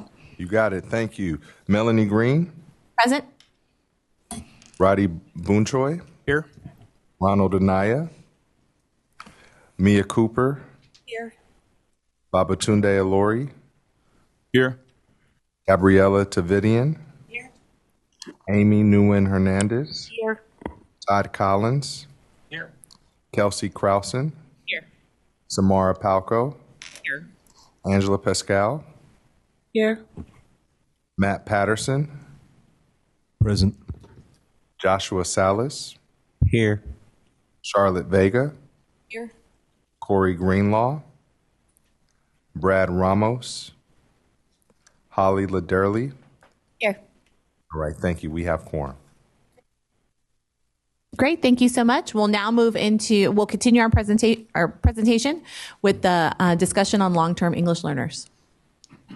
Good morning again. Cindy Kazanis for the record of the Analysis, Measurement, and Accountability Reporting Division. So continuing with item 2, the piece that we want to provide an update on and then receive feedback on a baseball card is around long-term English learners. This work aligns with our dashboard principles 5, 8, and 11. And just for reference, those principles are all posted to our website if you want to look at them in detail. Along with other changes to the dashboard from the legislature last year, we also had Senate Bill 141, which added long-term English learners to the dashboard and provided a unique definition for accountability, which is a pupil who has not attained English language proficiency within 7 years of initial classification as an English learner. And as I mentioned in my opening remarks, we are thrilled because this is the first group of its kind nationally. We are definitely setting a precedent for other states to follow. So in thinking about how do you operationalize something that has a brand new definition, which we don't report out on publicly, we don't report out on in our data system, there's several technical pieces that have to take place and considerations. First is thinking about each of the unique indicators. So LTEL will act like any other student group on the dashboard, and specifically, I would think about it in terms of what do we do with our English learners in general. So we see our English learners and now our LTELs on every single indicator, including the English Learner Progress Indicator. The English Learner Progress Indicator, until now, has been only for one student group, which is English learners. So now we are expanding that student group to that indicator to 2 student groups, English learners and long-term English learners. And those student groups act independent of each other. So we have been spending time on the technical aspects of how to bring these student groups on board. When we think about each of those indicators, we use different calculations. So for example, for suspension rate, for chronic absenteeism, we need to look at whether a student was enrolled at any time during the school year. We call that cumulative enrollment. For cohort calculations, cohort being our graduation rate, we need to see if that student was a long-term English learner, let me get my names correct, during any time during their high school years. So the cohort calculations. So these metrics, and I think there was a letter that was sent to you maybe yesterday that it got confused about what this meant. These are simply the technical aspects behind those indicators. Long-term English learners will show up on every single indicator. And then finally, when we look at our assessment demographics, because we calculate those just slightly different in terms of how the business rules apply. So we have been working since we brought this to you back in February with educational partners on operationalizing this. Like, how does this make sense? We also have technical work behind this, so we needed to consult with our student level data system experts, those that are in the field inputting data and what was needed for their purposes. So first off is operation list definition. When would a student be considered an LTEL? And I think this table really says it all. It's what I've said out loud, but it puts it into really aligning our indicators with, again, that student population on the left-hand side. So as I mentioned, cumulative enrollment applies to our chronic absenteeism and our suspension rate indicators. We look at whether or not a student was English learner at any point during the school year. So if you started in Melanie's school and then hopped over to Will's school, and as a result, you were potentially suspended one time in Melanie's school, and you were suspended one time in Will's school, but you were only an English learner at Will's school, we're still going to count you as an English learner. And so we treat those students the same throughout the school year for cumulative enrollment. And we are committed to applying those same rules to long-term English learners. And I realize this may be in the weeds. Those of you that have to deal with data and rules around data, this stuff matters because it really matters when students show up in this student group. So it's the same with cohort that I walked through just a brief bit ago, but for graduation rate, and cohort also applies to our college career readiness or CCI indicator. We look at a student who has been an English learner at any point during that 4 or 5 year cohort. The same will apply to the long-term English learners. And then finally, for academic demographics, which we're looking at for our English language arts assessment, mathematics, and English learner progress, again, that EL at any point during the year, the same would apply to long-term English learners. In terms of the English learner progress indicator and student groups, this is the one indicator, again, that has been reserved only for English learners because the measurement is how are English learners progressing. So thinking about that being the overall performance level for the EL student group, there has not been an equity report. So the baseball cards, if we think about suspension rate, it would have the colors red through blue at the bottom of the baseball card. It hasn't had it because there was only one student group. There was never anything additional to report. The equity was all about English learners. So adding long-term English learners to the dashboard adds this additional student group and adds a consideration about how do we want them to graphically show up in the baseball card. So for example, and I've already taken away the excitement around suspension rate, but at the bottom for this report, we see for first, all students are listed at the top, right? We see yellow with a dial that is also at the yellow mark, and then below it, it says yellow. And this is based on students were suspended 3.3 times at least one day during the school year, which in looking at how status and change works out, it was maintained at negative 0.1%. The equity report at the bottom is how we see in this particular school or district the student groups show up. So for example, this past year, we had 13 student groups. For this school or district, they had numerically significant numbers, so 30 or potentially 15 if it was homeless or foster, students to show up on the dashboard for 8 student groups. We know that on the bright side, 5 of those student groups were in the green, so they had a very low suspension rate. On the other side, we had 3 student groups that were in the orange. So that is where the attention is going to be focused, is on how do we look for improvements in those student groups. And ultimately, that's where we see system of support potentially coming into play, especially if they were in the red. You would see a prompt for a red indicator for that student group, and you'd have to respond to it on your LCAP. So thinking ahead to English learner progress and what it looks like currently for 2023, this past administration, again, with one student group, our English learners, they were also at the yellow, and we see the arrow at the yellow, the name yellow underneath that, and in terms of what does that mean as far as making progress, 48.7%, which meant maintained at negative 1.6%. So how do we now show that we have 2 student groups that appear on the English learner progress indicator?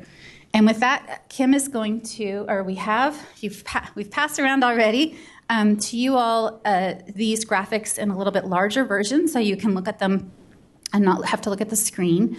But version 1, which I will call the right-hand side, shows that our English Learner Progress Indicator could evolve into, again, all students showing up. So that would be English learners as a whole population showing up in the orange. The equity report would have the 2 student groups in there. And to find out which one was in the orange and which one was in the green, you would select View More Details. Option 2 on the right-hand side provides a different look at long-term English learners. And instead, because this indicator encompasses all English learners, the all students is the English learner student group.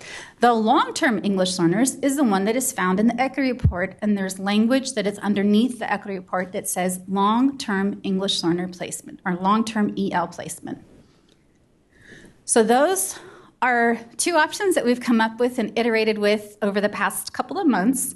And with that, we want to open this up for conversation. So what does CPAG, or does CPAG have any feedback or questions about how the LTL student group should be displayed on the dashboard? Comments from CPAG? Charlotte? Thank you. I do have a question about so the first one on the left is all English learners, correct? So the orange dial is for all English learners for both. And then the equity report has both student groups in it. Is there a way to clarify or differentiate within the equity report that is all English learners, and then separately to have LTELs and then maybe other or non-LTELs as an additional one maybe?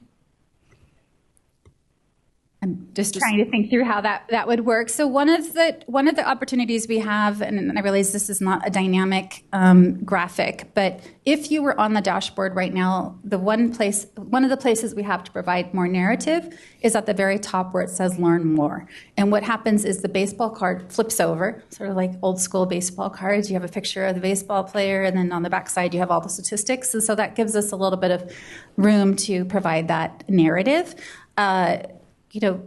When we look at a baseball card and how this was redesigned back in 2018, I think Melanie was still working in the building, was to make sure that it had, we don't want to fill up all the white space, right? We want to make this intuitive. So if something is not intuitive, which I think is what you're getting at, it's not intuitive, how can we improve upon it?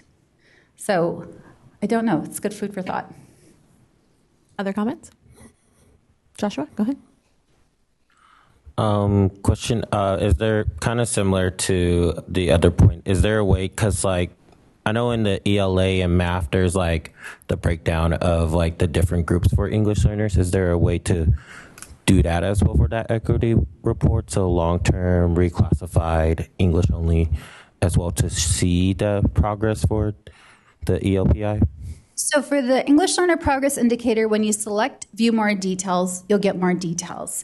We are not allowed to include reclassified students in this indicator. We were actually found out of compliance by the U.S. Department of Education, and we submitted a waiver, and they rejected the waiver back in 2018, 19 or so. I went back to DC for it. I should remember those years, but that is prohibited. So, but as far as additional information, as soon as you select View More Details, you will absolutely see those breakdowns. You do that. You can see that now on any of these baseball cards once you select View More Details. So it's like one click away from getting additional information. Other feedback? Babatunde?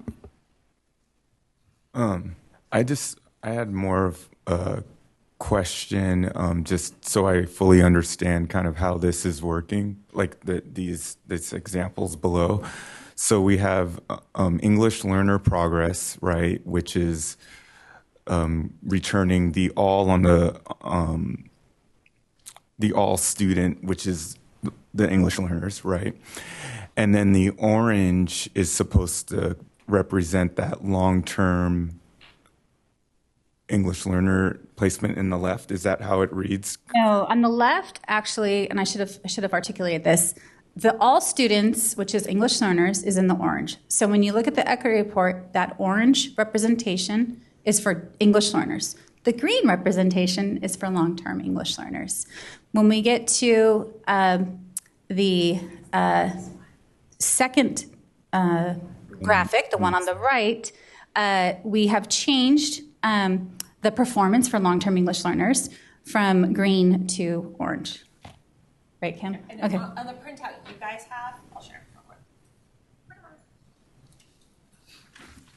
Graphic display.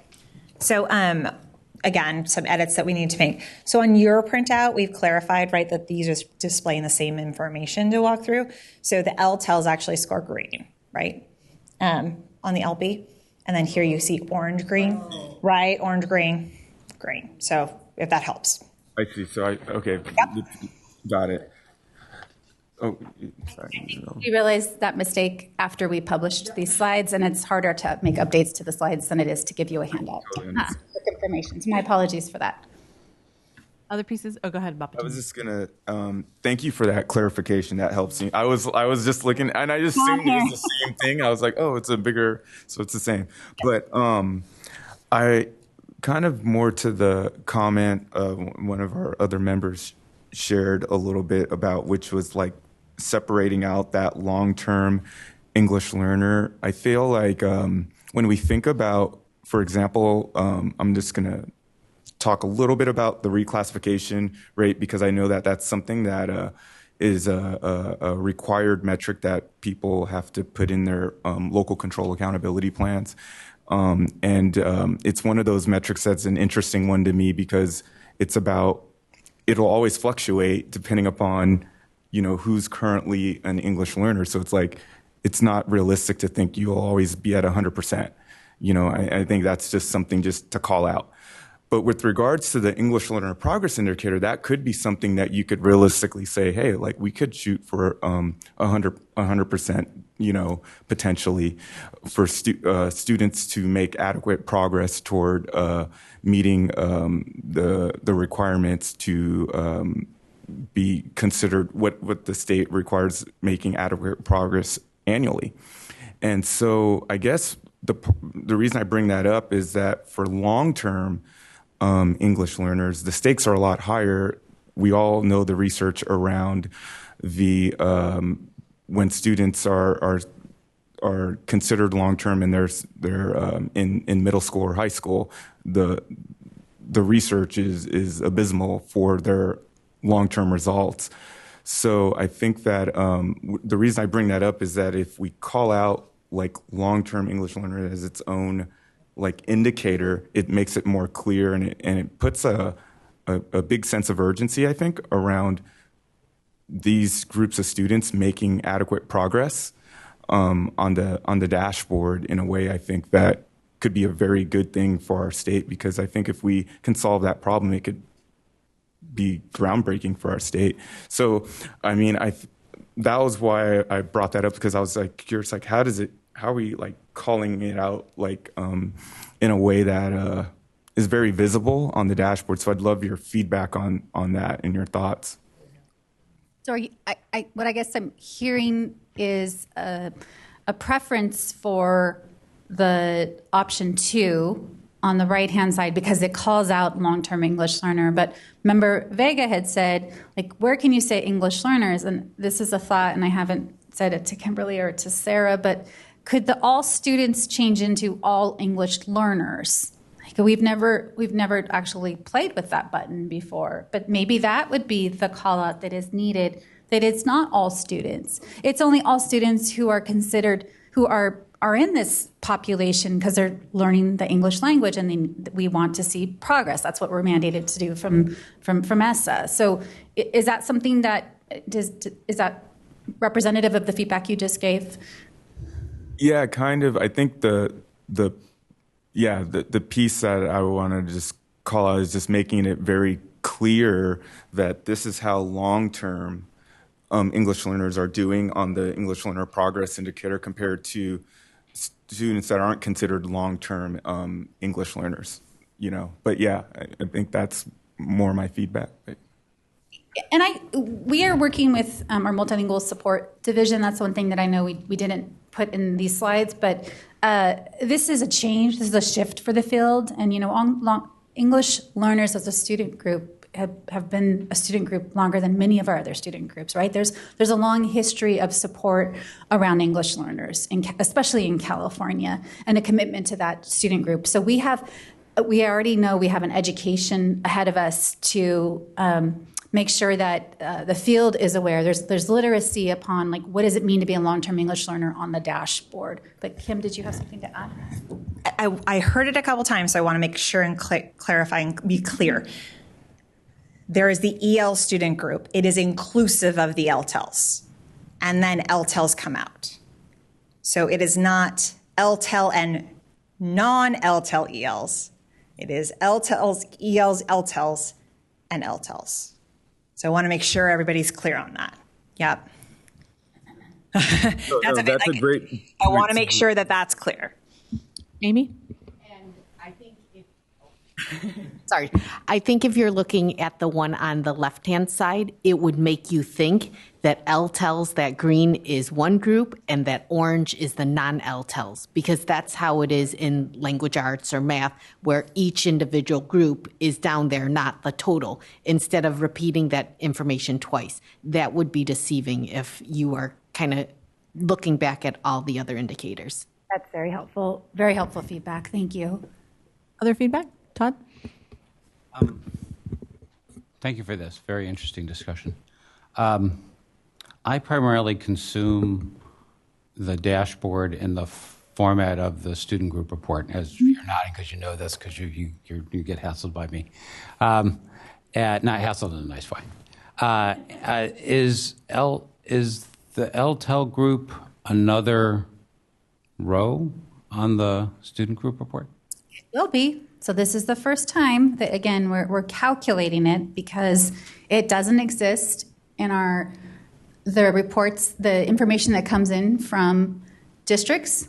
There's not a flag that says you're a long-term English learner, because the definition prior to this last year was not just years, but also if you had, what was your performance on the English language arts assessment. So there was an assessment component that always took longer to produce. So with this change and having just straight years of service, we're looking at when did students get identified of initial enrollment as an English, like the English learner. So those are the dates that we're going to start to work on and are working on right now within the data system to put that out there. But this information does not exist anywhere right now. So this will be another row. Absolutely another row. 14 student groups. English learner progress is a new column on that chart. So science will be another column. So let's be clear. It's not just, it's all of the indicators. You'll see for the student group report, you will see long-term English learners show up in every single indicator. The reason why a row, and the reason why we're hyper-focused on English learner progress is because it had only been limited to English learners. And so adding a subset of it just provides more visibility. So let me make a more global comment that is not specific to the way this information is displayed, but more of a global comment. I mean, this kind of additional granularity, adding new rows, adding new columns, is really useful for district staff and other people with expertise in interpreting this data. But I would say for the rest of us, we have a forest in the trees problem. Before we added the EL column rather, we had 14 times 6, which is 84 individual color-coded cells on our matrix. After we add science and we add LTL, we'll have 15 times 8 equals 120 color-coded cells in our matrix, which is a 43% increase in trees in our forest. And I think in particular, I think of groups like parents who are trying to figure out what school is best to send their kid to, what district they want to live in. That granularity actually fights against their ability to try to abstract what do I need to know just to make this decision. how do I make this decision? And for part-time volunteer school board members like me, it's a hard data set to wrestle with because I'm trying to answer questions like, is my district doing better than it did last year? And 120 cells worth of data in some ways makes it harder for me to figure that out, not easier. So, I think that's, and this ship sailed long ago, right? Because we went, I'm not saying this is something that directly affects this particular thing, and I will summarize these comments to the state board as well, because I think that's where the decision-making on this lays. But I think as we continue to go down this path of adding, it makes perfect sense with our current framing to add more rows and add more columns, because if some granularity is good, more granularity is better. There are more important groups. There are more important topics to cover. There's more. We could probably double it and still not exhaust the number of opportunities. But we should realize that we're not addressing a very basic problem that some of our core stakeholders, parents and school board members, and I'm sure that we can think of others, want to use this data for it. It says right on the thing that it's for, I lost the page, but right on the dashboard, as you pointed out to me before, it says parents and others to participate in education decision-making. But it's really hard for them to participate when they're overwhelmed with the amount of data at this level of granularity. So figuring out some way to summarize it so that we can make this, and I know lots of people react negatively to that because we had systems that we thought unfairly summarized. But I think it's an important issue as we continue to add more, to say, we've got to figure out how to present this data in a way that people who are not professionals, who are trying to do this in the midnight hour when they're making vital decisions for their children, can extract information that will help them make the decisions. And I'm sure you agree with that. Any other feedback? I agree with the premise, but I would say the board very clearly, and I think has reiterated their stance around this, we are not a summative state. It doesn't, you can't tell how a school is doing by a single number. So we are very proud of that. Other states are actually following our lead. We've had conversations with at least 2 states recently who want to adopt a non-summative rating. So what that means is you're never going to see an A through F score. You're never going to see, the whole result of a student group boil down to a red for all indicators on there's not a summative rating for our dashboard. We want that level of inquiry, right? We are seeking that. And the individuals who I think promoted this student group showing up on the dashboard are ready to support the field. They feel very strongly about this. They have written many letters to the board. They have participated and continue to participate in legislative discussions. So, we are not the only folks that get to educate others on the dashboard. We have a whole community. I mean, Kelsey has been involved with the system of support. So there is absolutely others out there that feel very strongly about this, and that's why they show up. Good. I look forward to changing their minds. Thank All right. So to get focused, any other feedback on what's in front of us? Kelsey, about this on the screen. On the screen. Okay. Not on the screen on your handout. Yes. I also support the idea of all English learner students. That distinction seems important. And I would say the thing as a consumer of this, what I wonder is why we aren't, and I understand that this creates a whole other level of complexity, is I think that I have an expectation that I'm going to see the intersectional identities, so that because English learners are also economically disadvantaged and fall into other student groups that I anticipate seeing in an equity report, it makes me, I think it would bring up questions for me about why we're reporting. So that's just a thought on that. I know that's probably not possible for many, many years, but something for years in the future. And I think some of the things you're bringing up, we do have cross-tab ability on other reports outside of accountability. So on DataQuest, you can see students who are English learners and socioeconomic disadvantaged. You can see Hispanic students who, may be homeless, or white students who may be foster. Those intersectionalities are available on those reports. The accountability reports are not. That's not the premise of that. That's not the responsibility of that. They sit in those groups individually. Any other feedback on the cards? Got a quick one here. Super exciting that we're including the LTELs. And this might be a naive question as we think about the interface here. is it possible for a district to perform well in the green or blue for all English learners, but perform in the orange or red for our LTELs?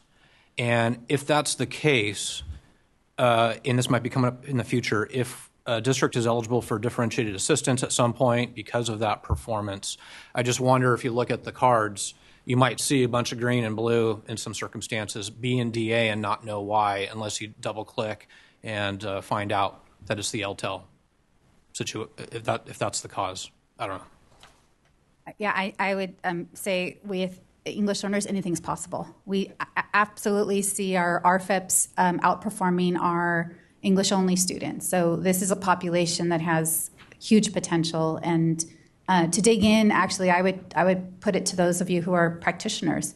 You have access to student-level data. If you're identified for DA, the expectation is you're digging in. You're not looking at the dashboard. You're digging into your data more concretely at the student level and having those very deep discussions about why this group as a whole is performing how they're performing.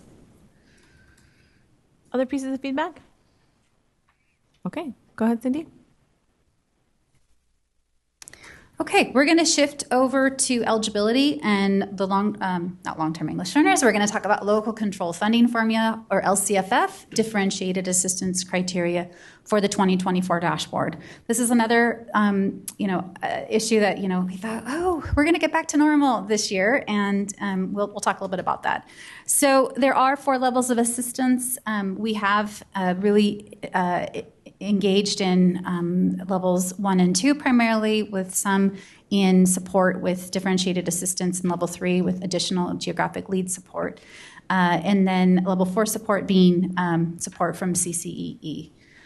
In terms of eligibility and how we make those determinations, the first thing we have to do is develop and process all of the indicators for the dashboard, and then the eligibility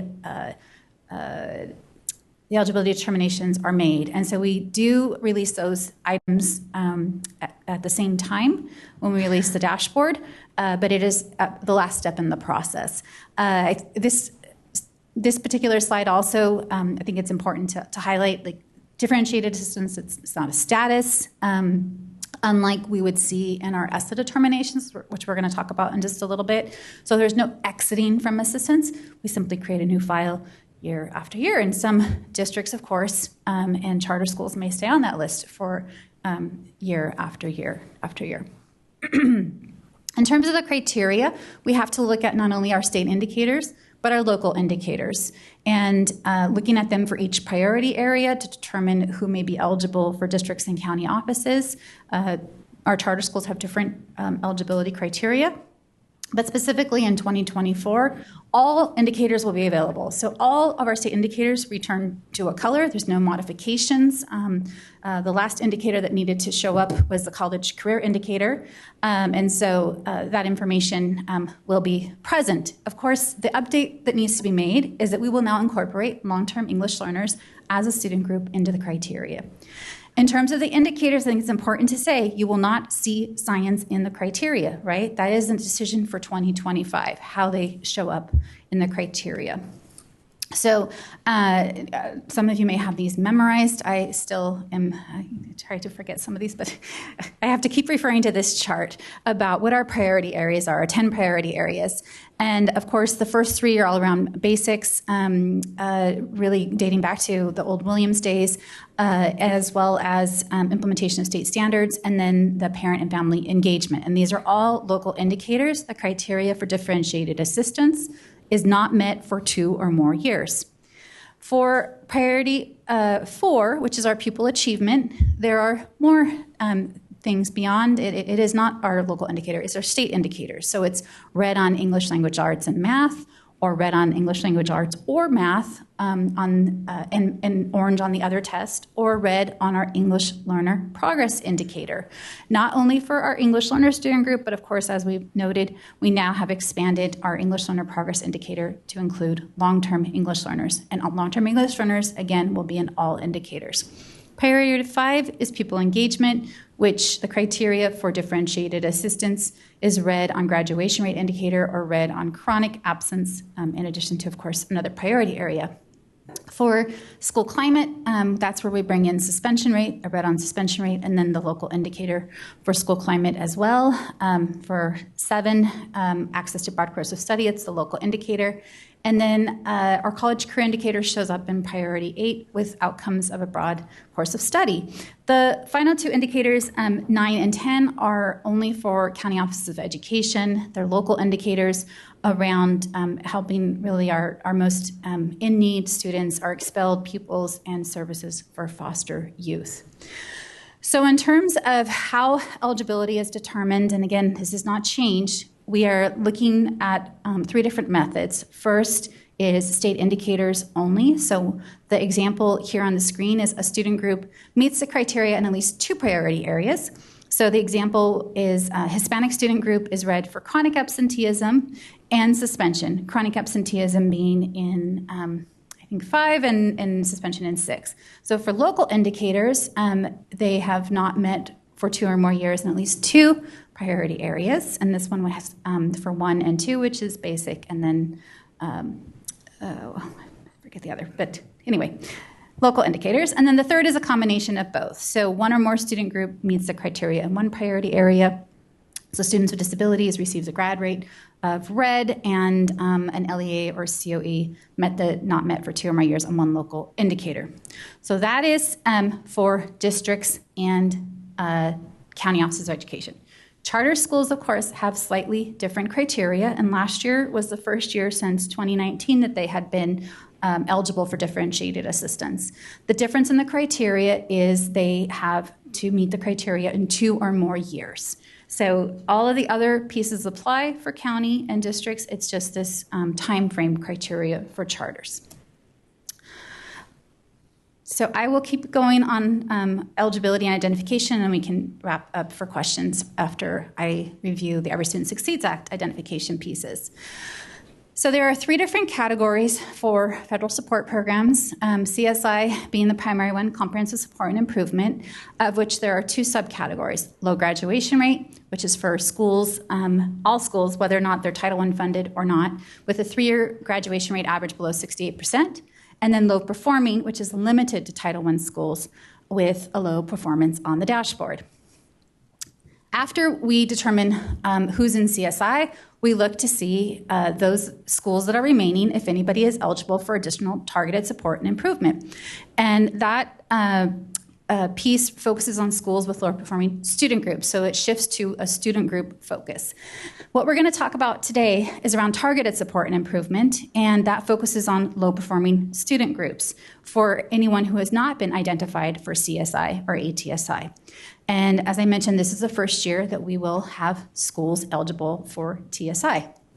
This is why we entered in for the first time to a 3-year identification cycle. California was not able to do that in prior years because we kept having findings. So the reclassified issue and the LP put us behind. We then had to start over and re-identify the following year. We weren't able to start a 3-year cycle. We also had a small issue with our participation rate, which is why you see it's calling it now a penalty as opposed to a factor when we make our determinations. So all that to say, while other states like Hawaii is in their 2nd cohort, we are now in our first full cohort for that 3-year cycle. So the first year of the cycle is the identification of CSI and ATSI. Schools may exit those criteria based on their performance on the 2024 dashboard. As a result of that exit, they may actually be considered for TSI eligibility. Anybody who was not identified in 2023 for CSI or ATSI and meets the eligibility requirement for TSI now comes into that system. So this is the way that ESSA is designed to, year after year, make sure that we're supporting our lowest performing schools and student groups. So we begin the new cycle of CSI and ATSI identification in 2026. So we are, we're now 1 year into it, or year 1. 2024 will be year 2, and then next year will be year 3. which I just said. And then the bottom bullet on this one that I'm going to reiterate is that our exits for that original identification for comprehensive support and improvement and additional targeted support and improvement are determined annually. So, targeted support and improvement, TSI. We make those determinations again in those non-years. So, non-year 1, this is year 2 and year 3. I already mentioned this, but I'll reiterate it. All schools that are not in that first identification cycle, and even those that exit, are put in that eligibility pool for TSI. So what is the criteria? The criteria is all schools with a student group other than long-term English learners, because we have not yet put them in our SSA plan, that meet the criteria below are eligible for TSI. So criterion 1 being all red indicators based on the 2023 dashboard. And then for 2024, TSI criteria, all red indicators on the 2024 dashboard. For criterion 2, all red indicators except for one indicator of another performance color. You can see that for the second column as well. And then criterion 3, 5 or more indicators where the majority are red. So for those of you that may have followed the development of our SSA plan back in 2016, 2017, and we were one of the last states to get approved in 2018, this eligibility criteria was adopted way back then. So it's 6 years old, and we're just now using it. So this is has been approved by the U.S. Department of Education, but again, it's just now coming into play. So something that is that old that we've never had the ability to use in California is going to take a little bit of education this fall. And so we will be spending time with the field to talk about this new acronym, TSI, when it comes to school eligibility.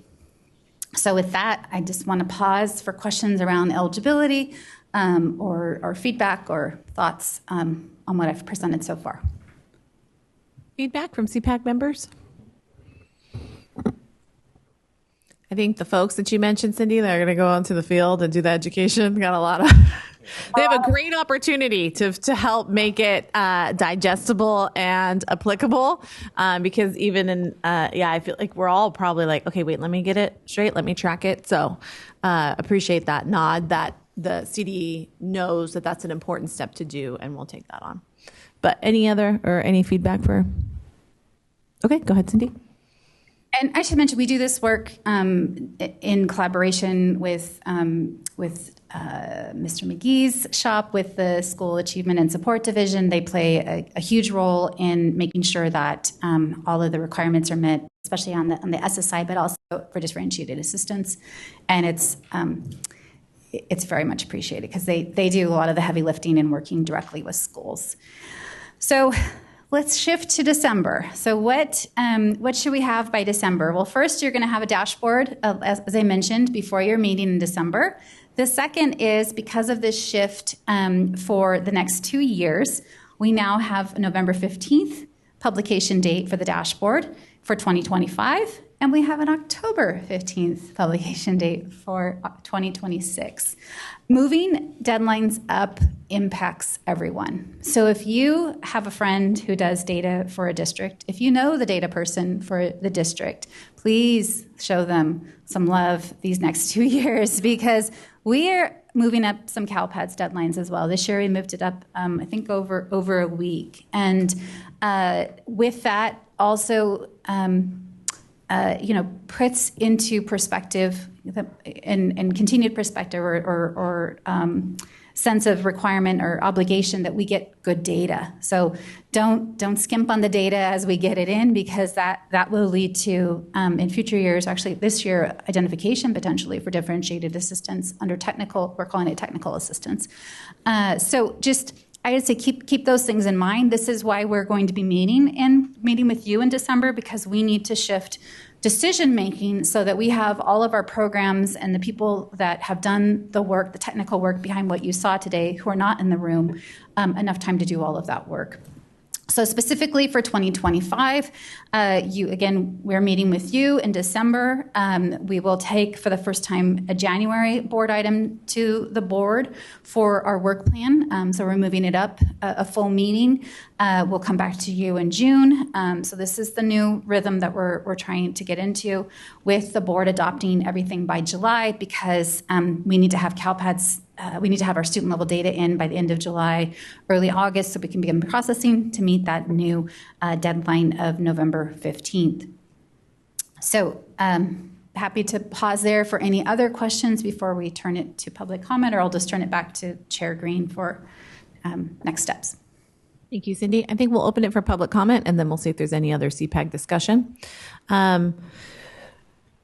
You'll see so for folks who are listening live, you'll see on the screen the instructions to call in for public comment. You'll be notified when your time is to speak, when it's your time to speak.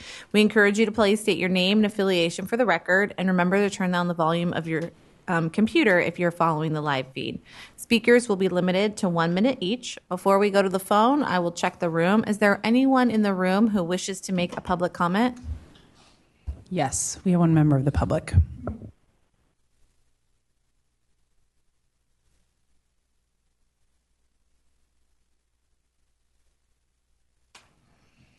Testing. Ooh. Hi, everyone. Thank you so much. I'm Allison Osorio with Public Advocates. The great staff were able to get a letter to you all from the Ed Equity Coalition, so I'm encouraging you all to read that, because we have comments on everything, or 4 out of, I don't know how many items you have on item 2, so please take a look at that. I'm speaking to one specific item that we find very, very important. We are asking you all to really push the elevation of the school plans on the websites, because it's really hard for us to find that data. So right now, even though many districts do have that information on their website, there's not a consistent format for folks to look at that information. So we hope that you all will connect with us or talk to us about that consideration. And again, thank you to the amazing team that got our letter to you all. Thank you.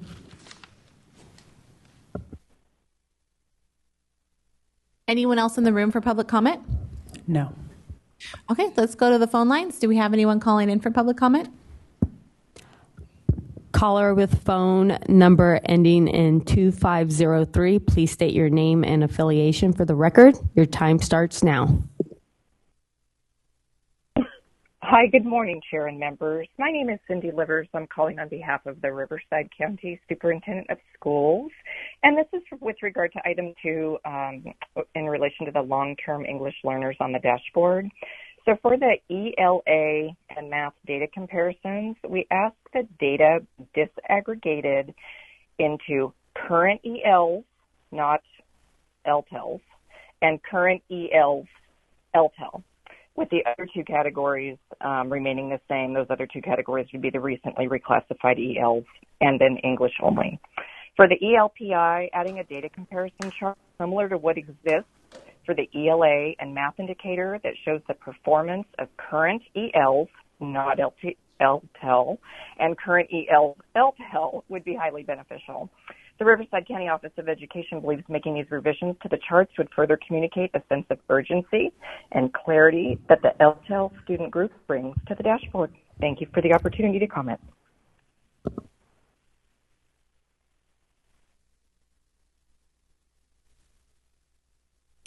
Caller with phone number ending in 4301, please state your name and affiliation for the record. Your time starts now.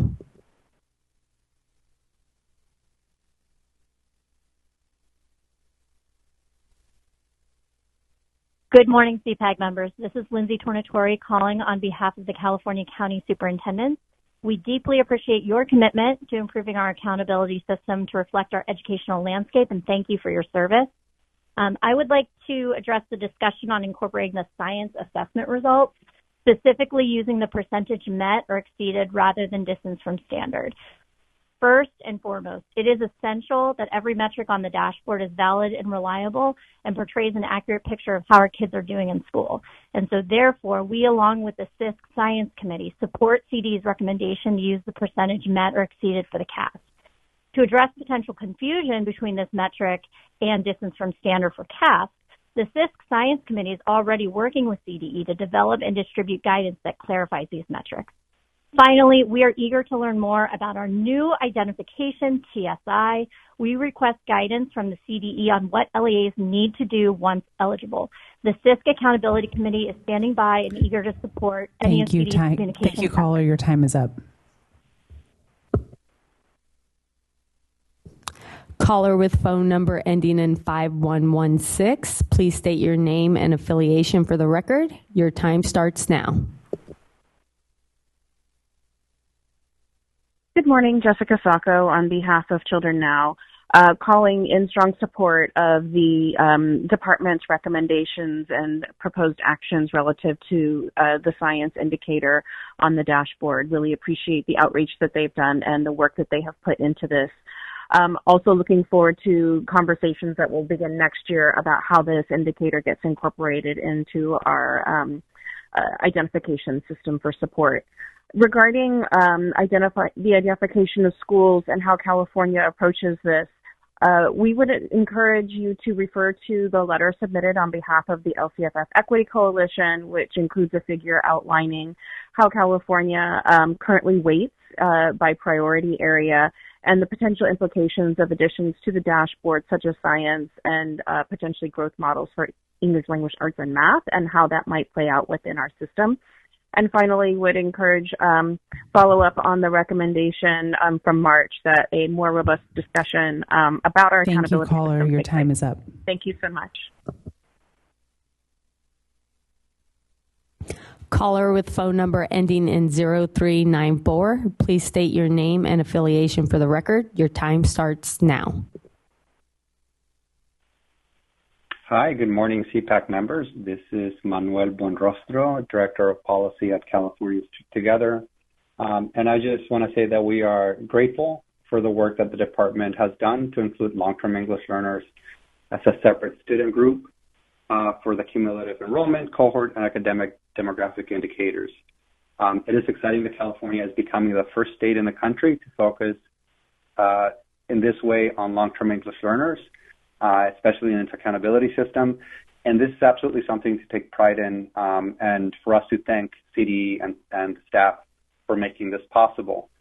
We also echo the comments that are reflected in the LCFF Equity Coalition letter, specifically around making sure that within the LP indicator that we do report out separately outcomes for English learners and long-term English learners, as is the plan in today's presentation. We believe that it is important to have this data to make sure. Thank you, caller. Your time is up. We are that.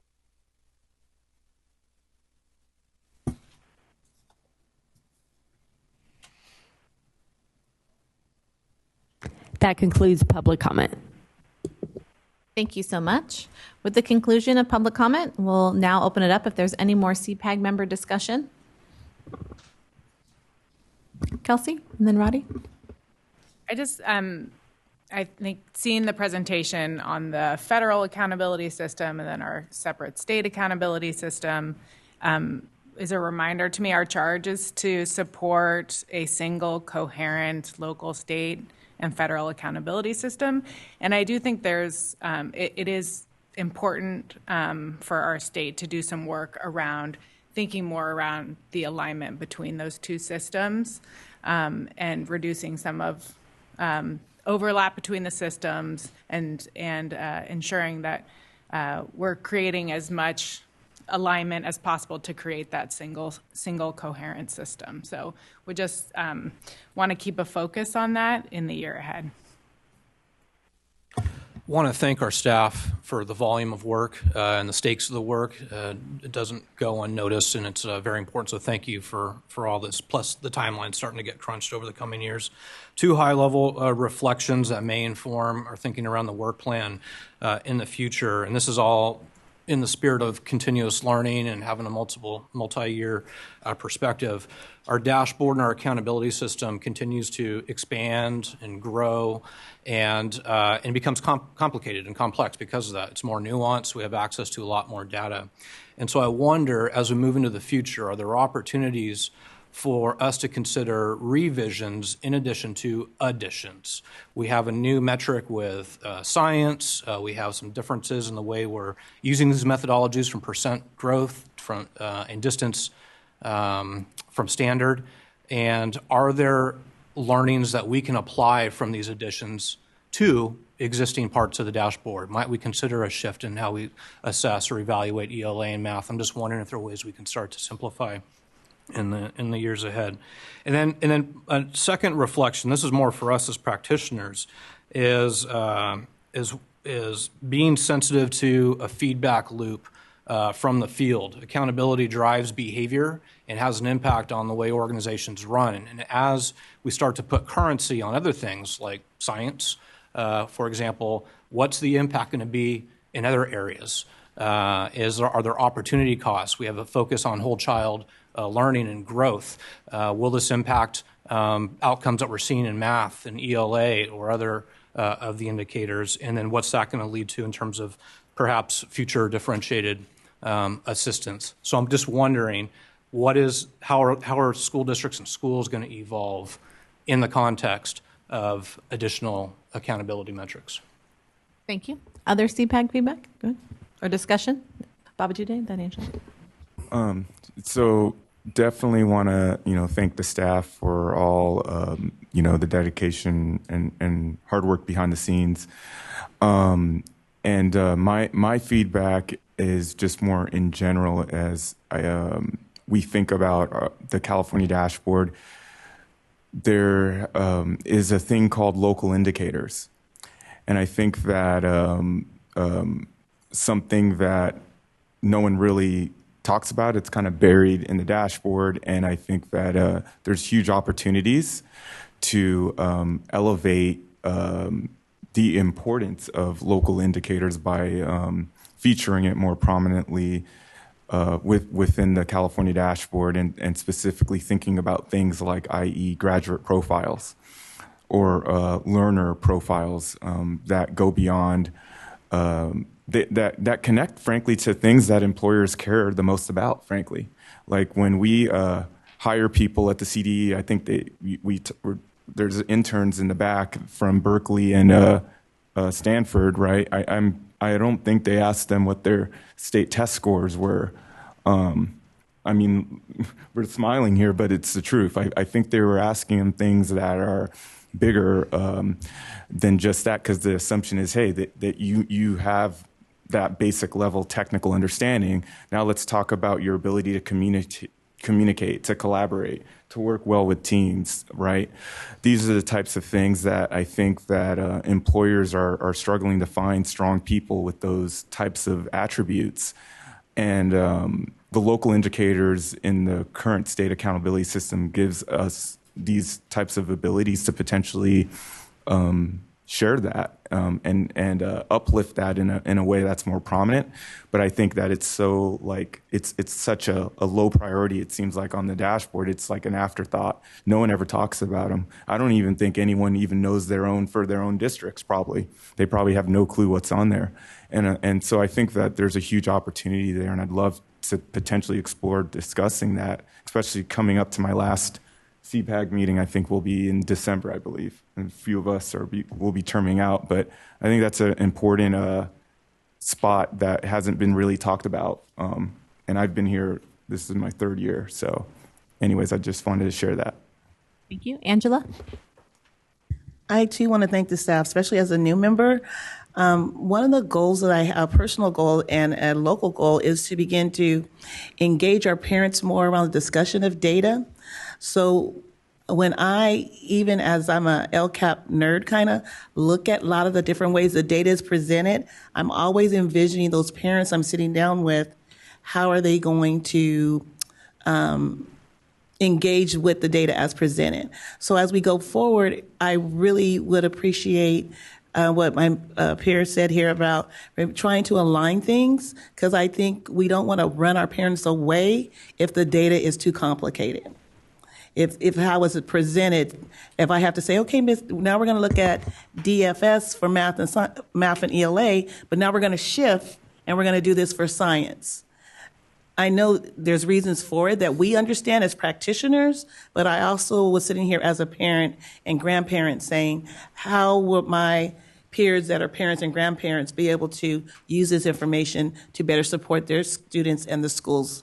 So I just wanted to keep that at our forefront as we move forward. Thank you so much. Amy, did I see your hand? Or no, wait. Other discussion? Okay.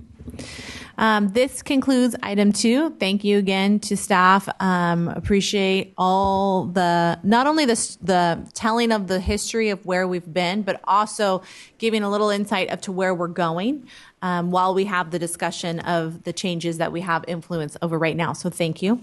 We're going to move into item 4, the general public comment. As I said in the beginning, public comment is invited on any matter that is not included in the printed agenda. So we will put the slide up on the screen, but we'll first check the room. Is there any members here from the public wishing to speak on an item not in the CPAG agenda? No. All right, we'll give the phone line another minute or two to see if there are folks calling in. I'll remind you, if you do call in, to please state your name and affiliation for the record.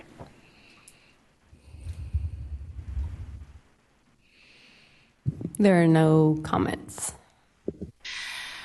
So this concludes, with no comments, this concludes agenda item number 4 for general public comment. And overall, I just wanted to appreciate everyone's feedback, attention to detail, and the materials. This will conclude our June 2024 meeting of the California Practitioners Advisory Group. I'll conclude it at 11:51. Thank you all for a great meeting today.